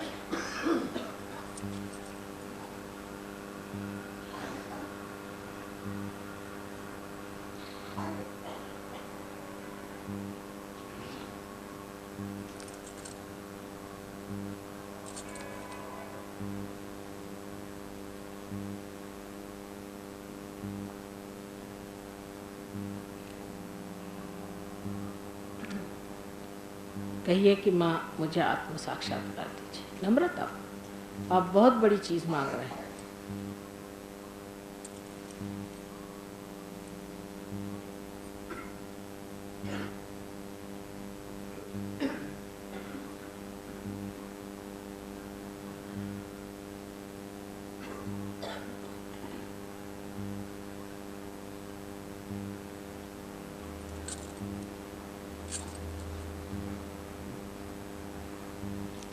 हाथ बदल बदल के देखिए ठंडी हवा आ रही है नहीं सर में, पहले ठंडी हवा आई। यही कुंडलिनी का जागरण है। एक हाथ हमारी ओर रहने देना, दूसरा हाथ ऊपर। हाथ बदल बदल के देखिए। ऊपर उठा के हाथ को देखिए, बहुत ऊंचा नहीं, सर्वसाधारण 4 अंगुल ऊपर उठा के देखिए। आ रही ठंड।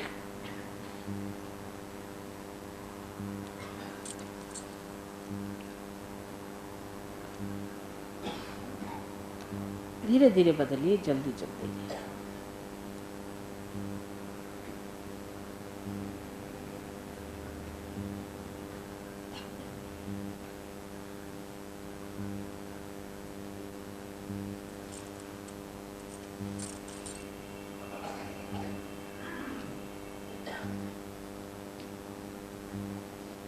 अब दोनों हाथ ऐसे ऊपर कर दीजिए, बिल्कुल ऊपर दोनों हाथ। और अब देखिए हाथ में ठंडक सी आ रही है क्या? और पूछिए अंदर से सवाल कि यही ब्रह्म शक्ति है, यही सर्वव्यापी ब्रह्म शक्ति है। ऊपर हाथ करके दोनों आकाश की ओर।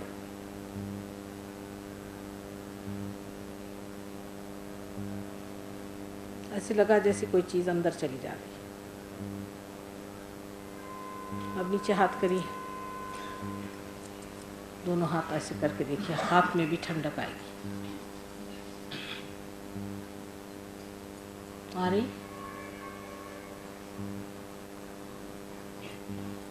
जो लोग आज बिल्कुल पहली मर्तबा आए शायद उनको महसूस न हो, क्योंकि बड़ी सूक्ष्म चीज़ है, लेकिन अधिकतर लोगों को हो गया है। बहुत निर्विचारिता आ गई। देखिए मेरी और आप आँख खोल के देखिए कि क्या विचार रुक गए। मेरी और देखिए, रुके विचार? कोई विचार आ रहे हैं?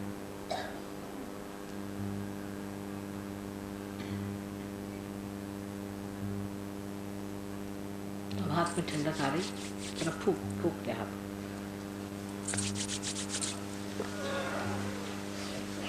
अब हाथ की मेहनत लगेगी। अब फिर से हाथ रखिए।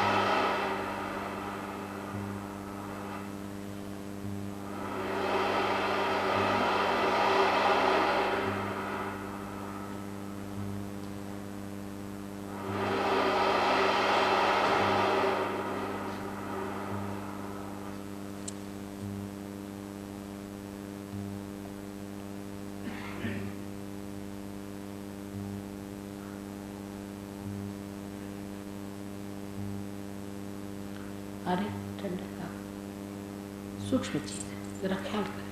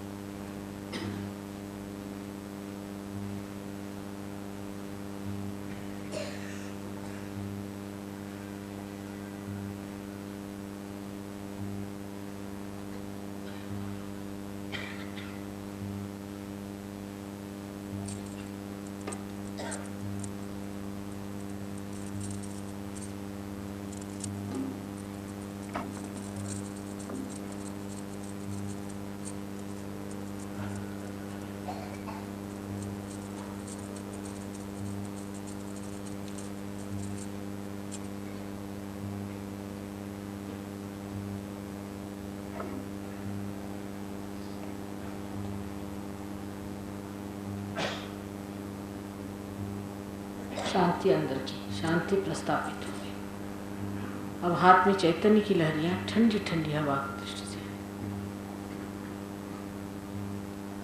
गर्म आ रही हो तो उनको ठंडा होना चाहिए। वो कैसे करना है, क्या करना है, आप सेंटर पे आइए। आने से अभ्यास से सब चीज़ व्यवस्थित हो जाएगी और सहयोग में प्रतिष्ठित हो जाएगी। उसके बाद स्वयं इसमें आप प्रवीण हो जाएंगे।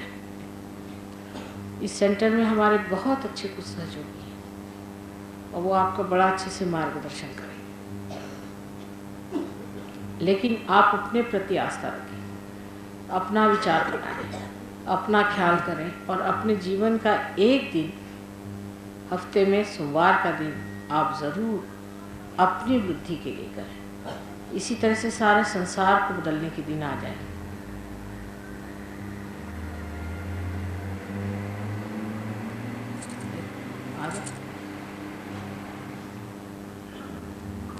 कोई भी जिनके हाथ में अंदर ठंडक नहीं आई, हाथ ऊपर करें। देखिए कितने लोग,